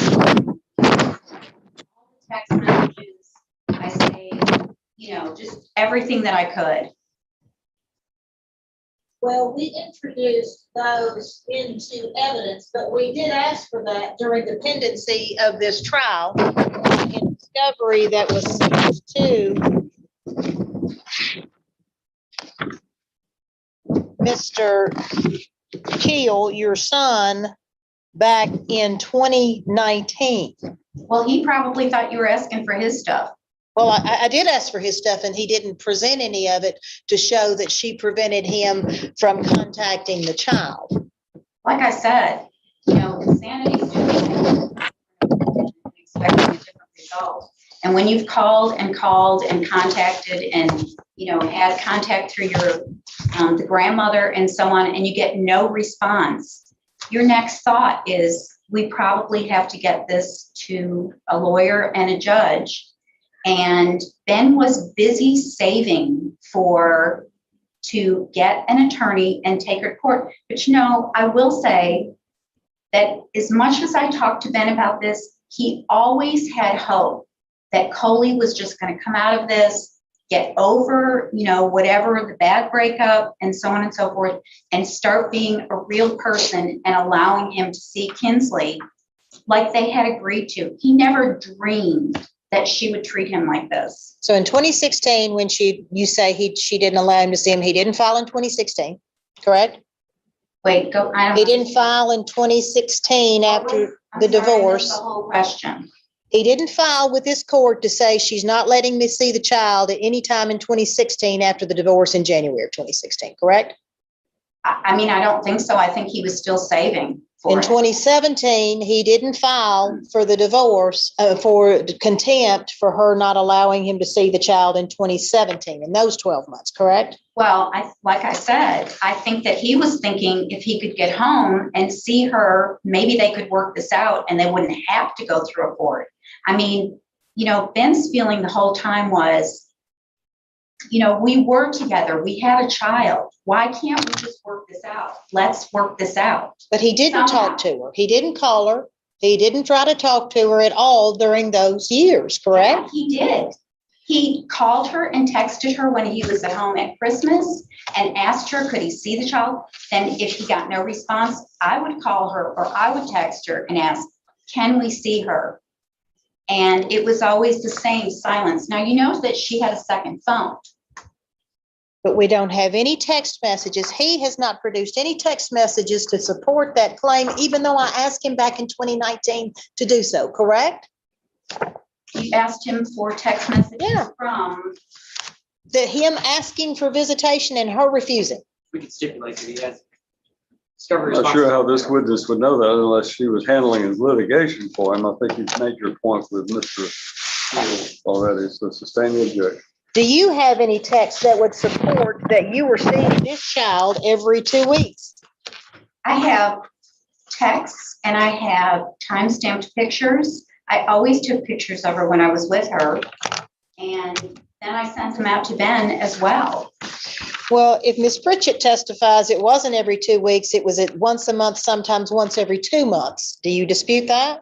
I do dispute that. But you don't I'm have- sure there were periods of time when, again, Kinsley was sick, according to Coley, for periods of time. And I'm going to guess and say, well, she probably just didn't want to be bothered with me seeing her. Do you have any text messages where you were trying to get visitation with Kinsley and she was refusing? Absolutely. But you don't have them here today. I would have brought them had I known. Absolutely. Well, you knew that you all's position today was that she was refusing visitation, but you were here today testifying, but you have no documentary proof, correct? I was never asked for it. I would be glad to produce it. I have all of it, including time-stamped pictures. And when you would be out at the playground with Kinsley, what Coley was objecting to was you were chasing Kinsley around with the phone saying, talk to daddy, talk to daddy, talk to daddy. So not true. I mean, how else would I have called her attention to come to the phone? Kinsley, daddy's on the phone. And you weren't FaceTiming, it was just a phone call, correct? I didn't have any video chatting at that time. Would you be surprised if Kinsley thought in her mind, and she told her mom in her mind, she thought you were trying to get her to talk to your daddy? Not sure I understand the question. Kinsley does not know Mr. Keel as her father, does she? I would say she probably doesn't, given how she was not ever allowed to spend time with him. I even gave Coley, at Ben's request, a 5x7 picture of Ben and asked her, framed, and asked her to put it in Kinsley's room so that when I was there, we could talk about daddy. And if I wasn't there, that she'd know who her daddy was and what his face looked like, along with me showing her on the phone and along with her talking to him on the phone. And she just laughed and said, yeah, sure, okay. And the last time that Mr. Keel saw Kinsley face to face was at Ms. Pritchett's house in December of 2018 when people were in for court, correct? It was around Christmas. Wait, when people were in for court? You all had a court date in December of 2018, and he was in town for that, and he asked Coley to be able to see the child, and she allowed you all to come over to the house. Do you remember that? I remember that he was in for Christmas, and we went over to see Kinsley. And if I'm not mistaken, we went to her grandparents' house. And if I'm not mistaken, she was sitting in timeout when we got there, which was, I'm sure, the punishment for seeing her dad, like Coley used to do to Callie when she was going to get to see Eric. She would always punish her before the visit. And this was something that was very upsetting to Ben. And one of the reasons that he didn't make big confrontations in front of Kinsley, because he didn't want to get her punished. And I wonder too, if after the phone calls that we had, if she was punishing Kinsley. That's all I have, Judge. Redirect. Gil, just for clarification, you had provided me with some text messages. Most of the difficulty you were having in arranging to see this child was back in 2015 during the parties' separation prior to their divorce, was it not? Well, we did have problems back then. Okay, but Yeah. throughout 2016 and 2017, she was allowing you to see the child She was allowing me to see her, up until she terminated that because of the contact you were allowing with Mr. Keel. yes, but I will say not as often as I wanted to see her. I understand. Okay, that's all I got. Ms. Turner. Anything further? No further. Let me ask this question. If I'm understanding correctly, your son still lives in Virginia, is that correct? Yes, sir. Right. So how often is he coming home nowadays?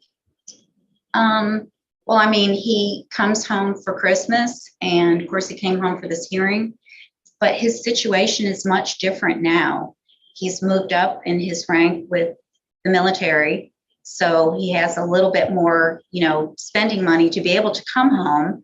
And he has a little bit extra leave because of what he does right now, because of what he's doing with the military. So he gets some extra time off because he travels a bit. Thank you. You may step down. Thank you. Mathis, you may call your next witness. Judge, that's our proof. I'll hear you in argument. You have any rebuttal proof, Ms. Turner? I'm sorry. No, Your Honor, we do not have any rebuttal proof, and with that, may I ask that the rest of her family be able to come in? They can come in.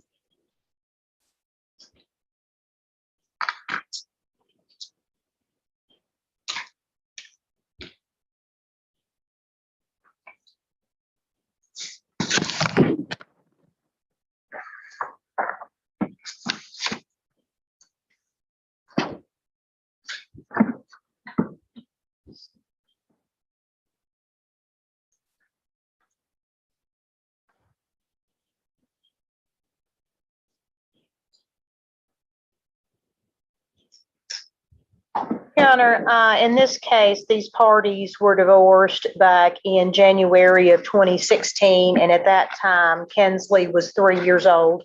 There was a parenting plan entered that allowed Mr. Keel to come here on certain days of the year for Thanksgiving, certain holidays, Father's Day every year, Christmas, sometime every year, the child's birthday, sometime every year, and any other time, which we call Donza days, that he could be allowed to come down here and visit with the child.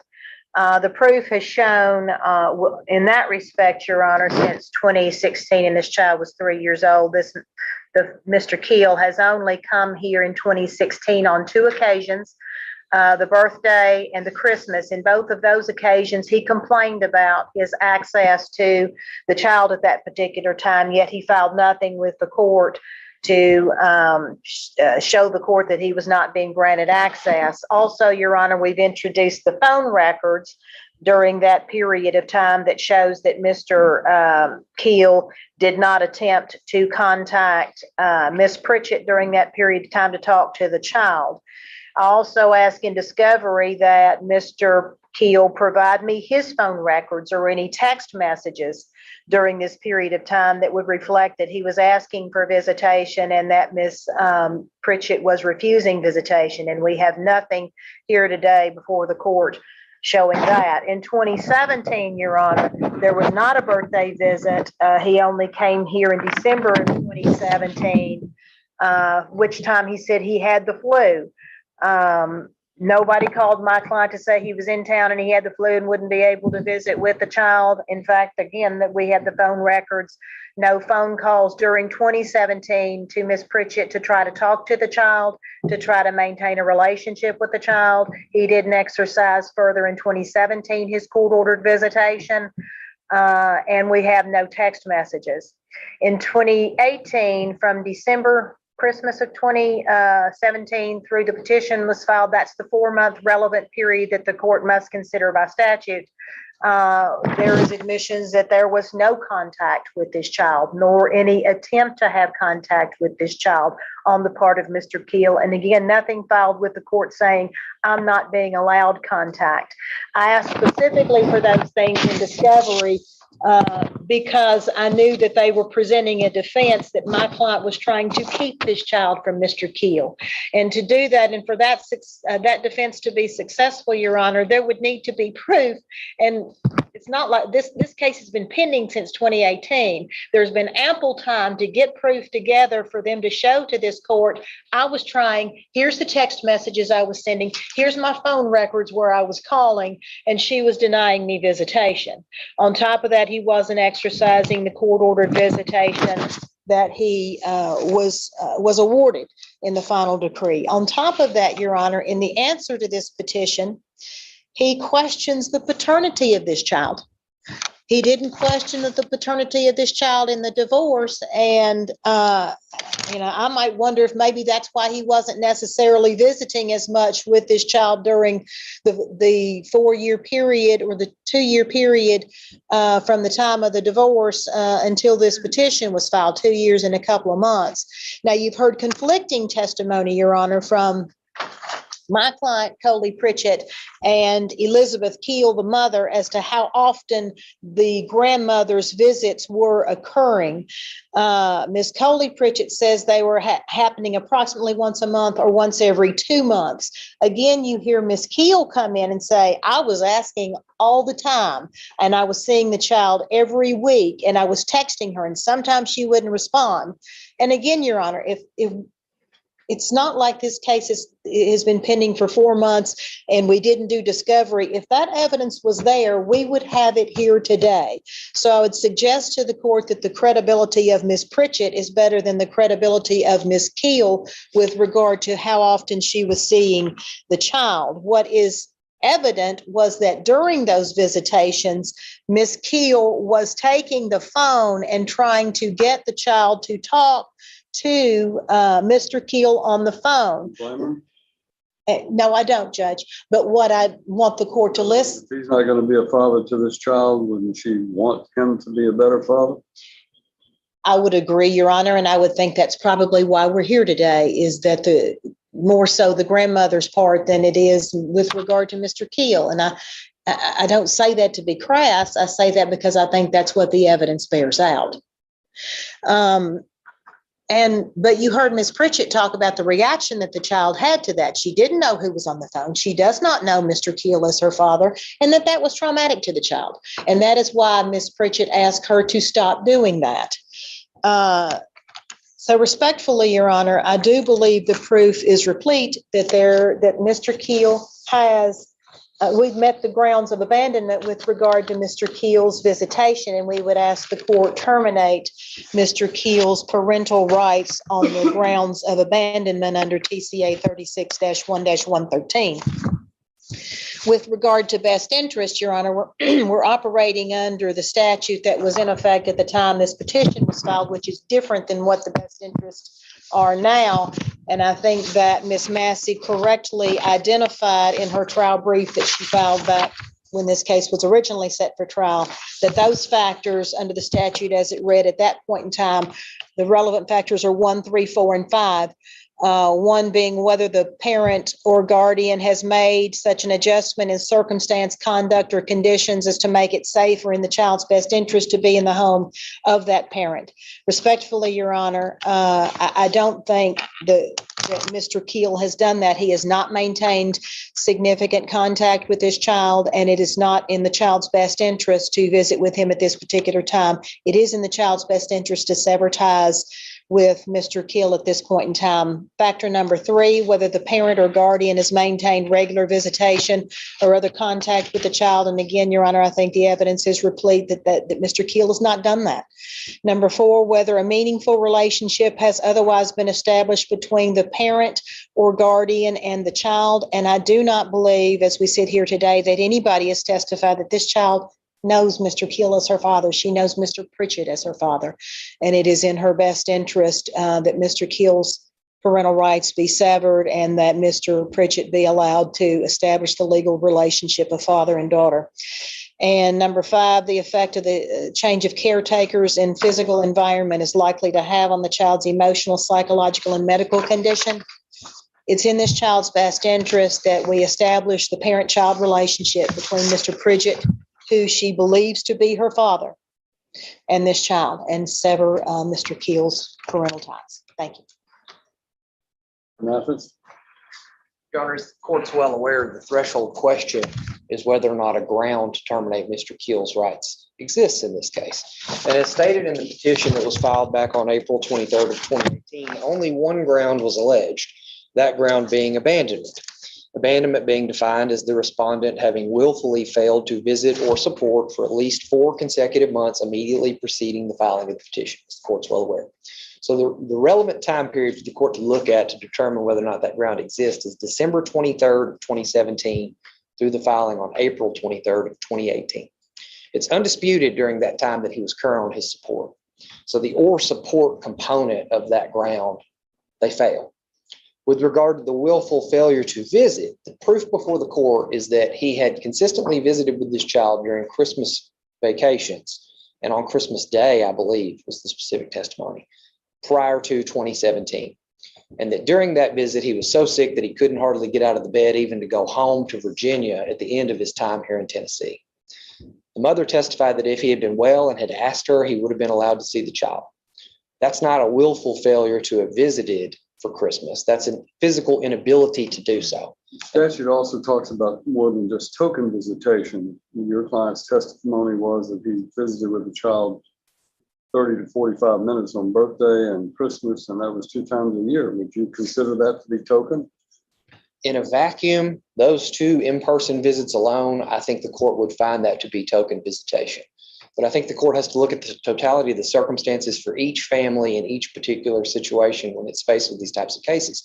And this particular family's course of habit had been for him to telephonically visit with this child regularly. At best, if we take what he said, weekly. If we take what Ms. Keel said, bi-weekly. And at worst, if we take what Ms. Pritchard said, monthly. He was interacting with this child on the telephone for one of those durations. I don't know that anybody wasn't telling the court the truth. The trajectory of this case has caused us to have to ask these people about things that at this point happened years ago. I don't necessarily remember whether or not I was doing something once a week or once every other week back in 2017.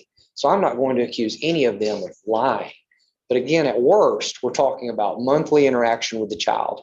And the proof to the court was that he lived in another state and that he was financially challenged in terms of when he could come home to visit. But it appears that during every instance that he did come home to visit, he made efforts to see this child. And the mother admitted that she, to some extent, thwarted those efforts. She said she would not let him take the child alone or have the child alone. And she was very clear that she eventually severed the contact with the grandmother because the grandmother was allowing interaction with the father. It's our position that the facts of this case are such that the court should not find that Mr. Keel had abandoned this child, and therefore the petition cannot survive the first prong of the 2-prong test. Anything further, Ms. Turner? Just as to Mr. Mathis's comments about taking the totality of the circumstances, that's why we put in the phone records to show that Mr. Keel, if he was wanting to make an effort, should have been calling, texting, doing something that would show that my client was thwarting that visitation. This is a case that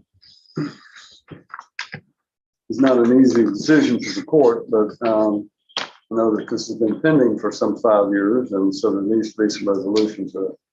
So I am going to take a lunch recess, and there's some case law I want to look at that I think may be applicable, and I will hopefully be able to come back probably around 1 to 1:30 sometime. If you will just be back here at the courthouse around a little after 1, then I'll hopefully be able to give you my decision. So in the meantime, we will stand in recess for lunch.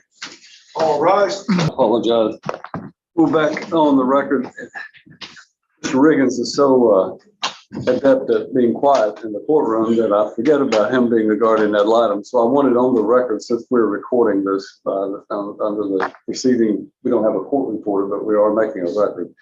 Ms. Riggins, as the guardian ad litem, I failed, and I apologize, I failed to ask you for your input in it. If you would go to the podium and just let me hear whether there's anything you want to add to it. Judge, first of all, I think both attorneys have done great and been thorough, so there's very little that I could even flesh out. I just wanted the court to recognize that I'd filed a report with this court. I just wanted to verbally update that report since it had been almost 3 years. The minor child and the mother had relocated, and I did go back and check into that home and view the child and speak with both the petitioners. I just wanted to let the court know everything's appropriate there, everything's safe, and everything looked healthy. That was the only thing I wanted to make the court aware of, was just to update that report. All right. With that then updating, we will now stand at recess for lunch. All right.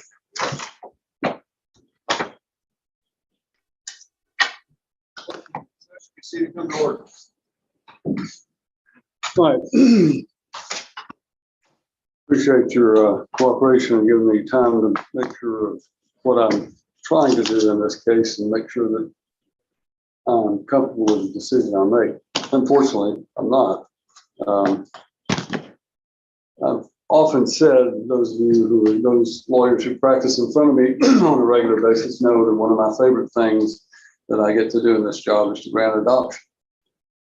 Most of the time when I'm happy to grant an adoption, it's simply because of the fact that one of the parties are by agreement taking a child into the home and taking care of that child and raising that child and providing for the child that would not otherwise have that opportunity. So in this kind of situation we're in now, it presents almost an impossible dilemma or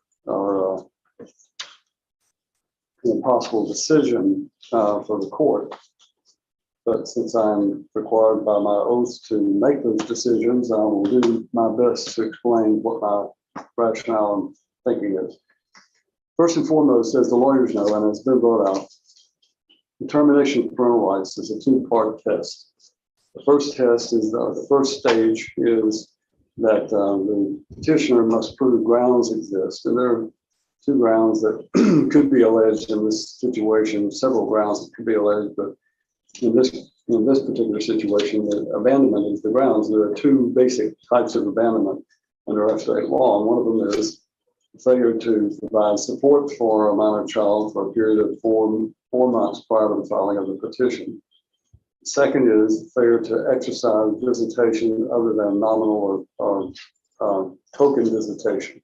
And there's plenty of case law about what is a token visitation, and I'll touch on that in a minute. But token visitation does not excuse abandonment. It can still take place. So that's the law in the state of Tennessee. 4-month period, as Mr. Mathis pointed out, operating in this case goes from 2017 to 2018 when this case was filed. And the court has to make a finding that there's been clear and convincing evidence that the father has abandoned the child by one of those grounds. Clearly, the evidence in this case shows Mr.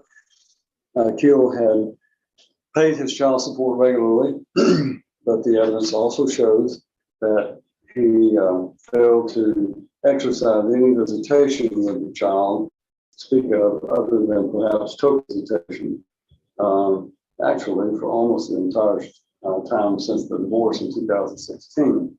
But the court has to determine whether or not that is willful or not. And while he makes the argument he could not afford to make that visitation happen, and that he did have alternate means of visiting with the child, still is, in my opinion, the proof has risen to the level of clear and convincing proof that the father has in fact failed to visit with the child for a period of more than 4 months prior to the filing of the petition.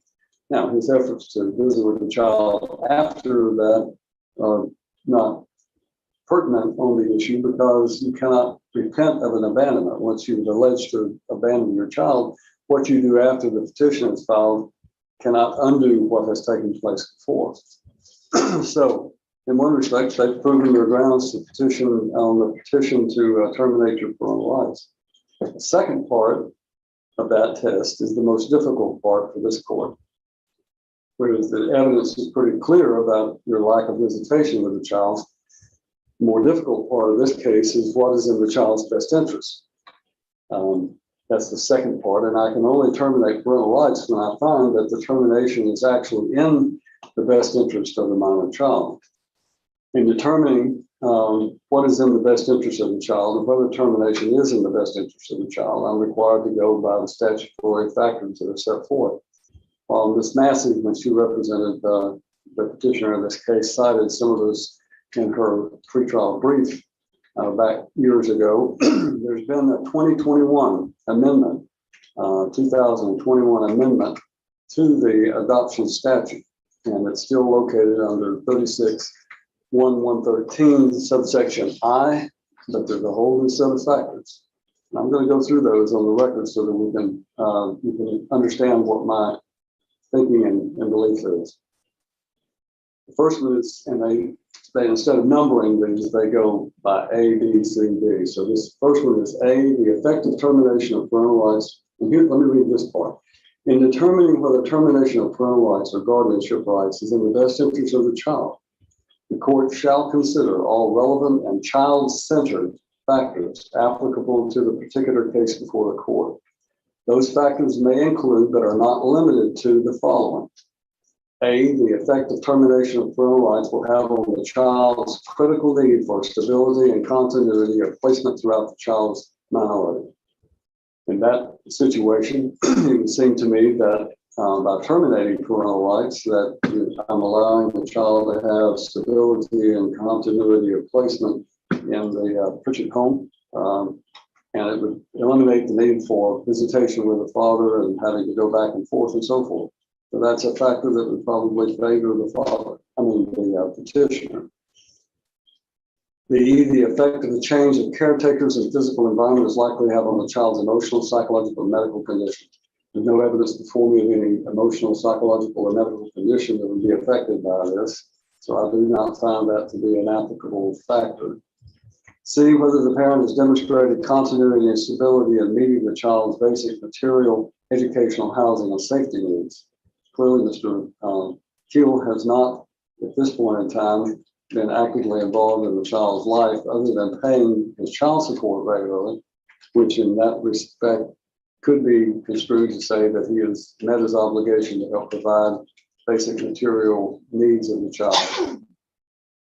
Subsection D, whether the parent and child have a secure and healthy parental attachment, and it's not whether there is a reasonable expectation that the parent can create such an attachment. In this case, the evidence has been that this child doesn't know who Mr. Keel is. As a result of that, I cannot say that that he and the child have a healthy and secure parental attachment, I think. But I don't have any proof to say that there's not a reasonable expectation that under the different circumstances that Mr. Keel could not create such an attachment. So I found that to be neutral. I don't find that it favors either termination or non-termination. Subsection E, whether the parent has maintained regular visitation or other contact with the child and used the visitation or other contact to cultivate a positive relationship with the child. This is a problem for this court because while I don't think you can say going to a birthday party for 30, 45 minutes, coming back for Christmas and having a very brief contact would be regular visitation. Obviously, that was the grounds upon which I found they had proven the grounds exist to terminate. So I don't think that that can be applied beyond that because it's a factor that was used in finding grounds. But under the circumstances, I have no reason to believe there's not a good positive relationship that he's attempting to create. I just find that he has not maintained regular visitation. Now, Mr. Keel argues that Ms. Pritchett has prevented him from having regular visitation because she won't let him take the child away. But from a mother's perspective, you've got an individual who's really not been much in the child's life since 2016. Then in 2017, a year later, without really any contact, I can understand why she might not be very comfortable with letting you take this child away from her. Mothers are very protective by nature. Sometimes that works to the advantage of the child. Sometimes it becomes a little bit more difficult. There's a popular terminology of a helicopter parent, and I've heard that term before, and that means someone who hovers so much over the children that creates problems for the children. So don't understand that Ms. Pritchett's desire to protect her daughter and maybe prevent you from taking the child away when you haven't seen the child in so long is necessarily some, reason that she's trying to destroy your relationship. She's probably more, at least in my opinion, from my observation over here in the courtroom, more inclined to try to protect the child. Number F, whether the child is fearful of living in a parent's home. There's no evidence that this child is fearful of Mr. Thiel. G, whether the parents or parent's home or others in the parent's household trigger or exacerbate the child's experience or trauma and post-traumatic symptoms does not apply. H, whether the child has created a healthy parental attachment with another person or persons in the absence of the parent. And I do find that she has a healthy relationship with Mr. Pritchett and views him as her father. I, whether the child has an emotional significant relationships with persons other than the parents and caregivers, including biological or foster siblings, likely impact of various available outcomes on those relationships and the child's access to information about the child's heritage. Now, this one plays into Mrs. Peel with the grandmother. I heard all my life that being a grandparent's a wonderful thing. I always thought it was kind of, I've raised children, two of my own, two stepchildren. I always thought grandparents, well, I had my parents and they became grandparents. There's an old movie with Paul Newman in it where he and his son were estranged, and son shows back up years later and he's got a son, and Paul Newman becomes a really good grandfather. He says, and his son says him one day, he says, "How is it you're such a great grandfather when you were such a lousy father?" So things change a little bit with a grandparent. Mrs. Keel is a grandmother. She loves her son. She wants her son to have a relationship with his child. And so she acts in that regard. There's nothing wrong with that. Obviously, you have to balance that with a mother's right to be sure that of what's going on with their child. This factor, clearly, in my opinion, the child has a relationship with Mrs. Keel as a grandmother. And I find that this factor would favor, or rather would mitigate against the termination simply because it would just prevent this child from being a part of the Keel family from that point forward. So I think that factor would favor the non-termination parental rights. Number J, whether a parent has demonstrated the lasting adjustment of circumstances, conduct, or conditions to make it safe and beneficial for the child to be in the home of the parent, including considerations of whether there is criminal activity. There's no evidence of that, alcohol, controlled substance, or any such thing as that. So it really doesn't apply in this case. Whether the parent has taken advantage of available programs, services, and community resources is not applicable. According L, whether the department has made reasonable efforts to assist doesn't apply. Number M, I want you to listen to this, Mr. Keel. Whether the parent has demonstrated a sense of urgency in establishing paternity of the child, seeking custody of the child, or addressing the circumstance, conduct, or coincidence or conditions that made an award of custody unsafe and not in the child's best interest. That really doesn't apply because you're not seeking custody. But it does apply in this court's mind. If I had a child and I was not being allowed, I would crawl across broken glass for miles to see my child. I don't understand the logic of someone who has not made more of an effort to try to see the child. But by the same token, I've not been in your situation. And I understand that you were in the military, and as a result of that, there are limitations upon you that we who are civilians do not have those limitations. You answer to your commanding officer, and you are required to do what you're told to do. You don't have the freedom and luxury to come and go as you please. And I consider that and credit that to you for serving your country in that way. But you're going to have a little bit of a different attitude, in my opinion, more of a sense of urgency, as it seems to me.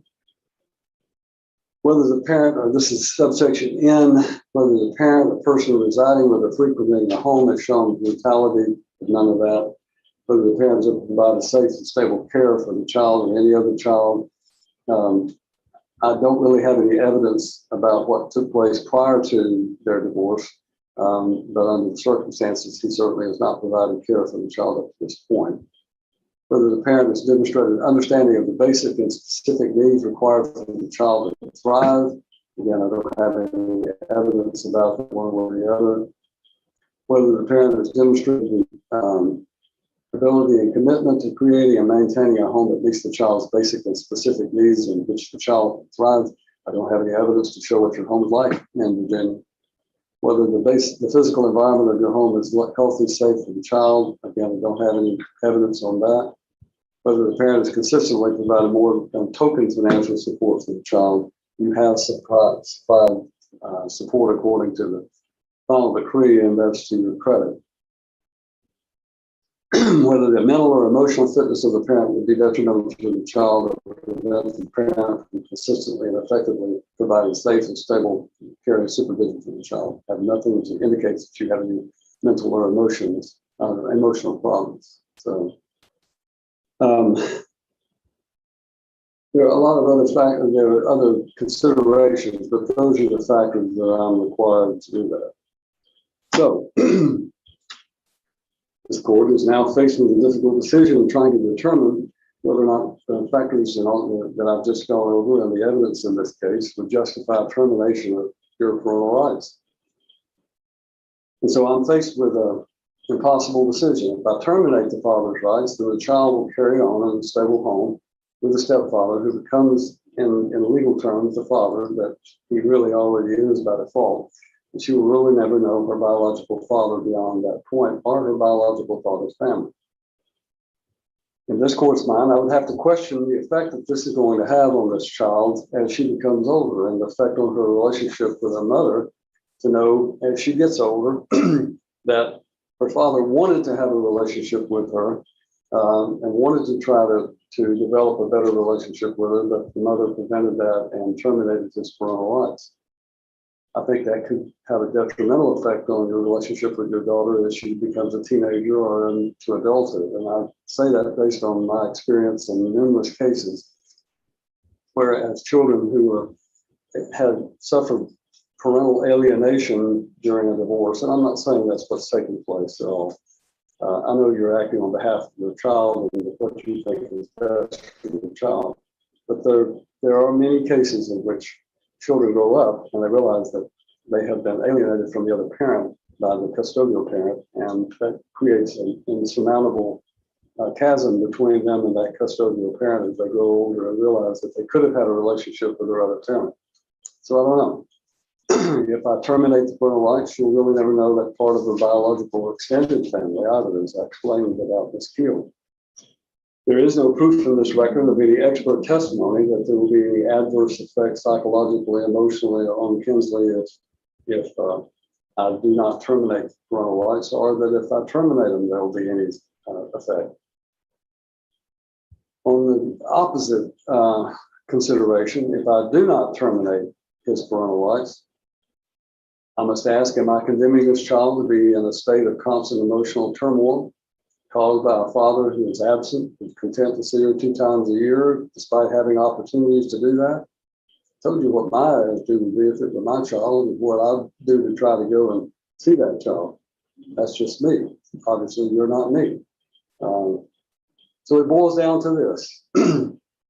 There is no proof that the respondent can't be a good father or can't be a good influence on this child if he's given the chance and if he takes the opportunity to exercise that.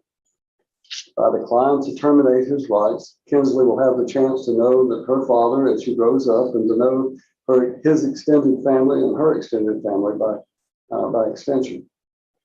She'll also have Mr. Pritchett in her family and in her life, and he will be the father figure by default that he's already been. So he will continue in that role. It won't change anything between the two of them. Being a step parent's hard. I know that firsthand. You've obviously done a great job and you're willing to step in and be the legal father. changing the legal father from Mr. Hill to Mr. Pritchett does not change or declining to change it, does not change the relationship between Kinsley and Mr. Pritchett. That can still continue. What it does do by terminating his rights is eliminate Kinsley's opportunity to have a relationship with her father. Based upon that consideration and the fact that there is no evidence of any danger or harm to this child from continuing the parent-child relationship. This is most of the time in these termination of parental rights, we have drug use, we have abuse, we have other factors that lead us to believe that it's manifestly in the child's best interest to terminate parental rights. But none of that is here. What we have is someone who has failed to be present, and it may develop, may cause some emotional upheaval to the child. You know, if you continue that and you don't see this child, if I continue your parental rights, then you have to think about what you're saying to that child. But my finding is that based upon the lack of any proof of harm or danger to this child, that the opportunity with time to develop a relationship with her father, continuity of stability in the Pritchett home, and the fact that by making this ruling, she may continue her close relationship with her stepfather, then I think that those are factors that weigh in my decision. And I also am compelled to look at the case law, which I spent the lunch hour doing. And I would point out that I'm relying largely on a case called N. Ray Archer R. It's 2020, decided February the 19th of 2020 by the Court of Appeals. Judge Andy Bennett authored the decision in that case. Judge Katie Klinghardt was one of the attorneys, and Taylor Dahl was the other attorney. In any event, not that that matters, but these lawyers know them in particular. And in that case, what it was is essentially that they alleged that the father had abandoned the child by failing to visit, failing to pay child support. The trial court found that the proof was he had not visited with the child, but that his allegations that the mother prevented that visitation from taking place meant that it was not a willful abandonment by the child because of the simple fact that she had prevented it. And the Court of Appeals agreed. It's the visitation is visitation of the circumstance of an individual case. It constitutes nothing more than perfunctory visitation or visitation of such an infrequent nature or such short duration as merely establish minimal or insubstantial contact with a child. It sounds familiar, doesn't it, Mr. Keel? But they go on to talk about failure to visit or support a child is willful when a person is aware of their duty to visit or support, has the capacity to do so, but makes no attempt to do so, and has no justifiable excuse for not doing so. Failure to visit or to support is not excused by another person's conduct unless the conduct actually prevents the person with the obligation for performing his or her duty or amounts to a significant restraint or an interference with the parent's efforts to support or develop a relationship with the child. When a parent, and I'm skipping over to another quotation, when a parent attempts to visit his child is thwarted by the acts of the others, the failure to visit is not willful. That's saying they have a 2016 Court of Appeals decision there. In that case, they found that the proof did establish that his efforts, the father's efforts in that case to visit his child, had been thwarted by the mother and her new husband who was seeking to adopt. And the Court of Appeals went on to find that clear and convincing evidence in that case did establish that grounds had been proven, just as here, to terminate to find that the father had abandoned his child, but in that case by failing to pay child support. So they went on then and looked at the factors. And the judge at that point made a ruling that, in his opinion, it was not in the child's best interest to terminate parental rights, even despite the fact that he had failed to support the child. Court of Appeals said, when considering the statutory factors, courts must remember that the child's best interests are viewed from the child's rather than the parent's perspective. And that's hard sometimes to understand. Child's interest diverge once the parents and child's interest diverge once grounds for termination has been proven by clear and convincing evidence. When the best interest of the child and those of the adults are in conflict, such conflict shall always be resolved to favor the rights and best interest of the child. Facts relevant to the child's best interest need only be established by preponderance of the evidence. All the petitioners may establish that the combined weight must establish that the combined weight of the proven facts amounts to clear and convincing evidence that termination is in the child's best interest. Goes on to talk about the factors that are there. And the court in that found the following: it is not in the best interest of the minor child to terminate father's parental rights. This is something that affects the minor child for the rest of his life, including his adult life, not to have a parent. The minor child should have both of his parents. The minor child has a sister who the minor child should know. The minor child has a grandmother, father's mother, and the minor child should know her and the rest of the father's family. It's better to have more people to love and care for the minor child rather than fewer people. There's nothing wrong with a minor child having two dads, both the father and the stepfather. A court of civil appeals considered all of that information and affirmed that it is in the best interest of the child not to terminate parental rights. I think that is a case that is instructed to this court, and for the reasons that I've stated, I found that it is not in the best interest of this child to terminate Mr. Kill's parental rights. But Mr. Kill, it is now incumbent upon you to demonstrate whether or not you have the capacity and the desire to be a father to your daughter. And I've said this on more than one occasion, usually in the form of an adoption by someone who has taken a child in. It takes more than biology to be a parent. And so far, one of our other judges used to say this. I'm not saying that because I'm not terminating your parental rights, but I am going to tell you that you're borderline very close to what Judge Alan Wallace used to always say. And he said it to some of my clients years ago in this very courtroom. And that is, if you were on trial for being a father, there wouldn't be enough evidence to convict you. Now, that's not true in your case because you've been paying child support and you've made some efforts to visit your child. But visiting your daughter 2 times a year, even if you talk to her on the phone, is not sufficient. And that, in my opinion, is the reason that I found that you had abandoned your child. They had met the threshold of that. I'm finding that your daughter deserves to have an opportunity, not that you deserve it, but that your daughter deserves to have an opportunity to have you in her life. And it's for that reason and that reason only, based on all those factors that I've gone over and the decision that I've cited, that I'm not terminating your rights.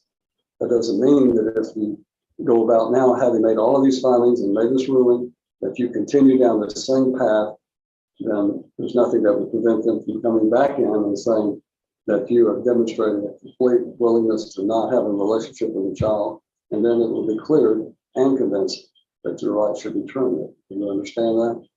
If you don't like how this is drawn up, then you can hire a lawyer. Mr. Mathis is a very good lawyer, appears in front of me on a regular basis. And you can try to get something done that will give you a regular visitation. But you cannot just sit back and do nothing and expect that you're going to have a relationship. Or that Ms. Pritchard is going to want to just send her daughter off with a guy who hadn't seen her in a year and a half or 2 years. I don't blame her at all for that. I do believe that Ms. Pritchard was justified in bringing this action based upon these things. These are not easy decisions. And Mr. and Ms. Pritchard, I want you to understand that. I understand your basis and I understand your logic and your reasons for wanting to do this. And there's very much a part of me that would like very much to do that. But I feel that if I did that, the Court of Appeals would probably say that I made the wrong decision based on these things. For that reason, I'm doing what I think is the best thing right now for your daughter. That may change down the road. But in any event, I hope everyone understands my ruling. Ms. Turner, I'm going to ask Mr. Mathis to draw the order since it's.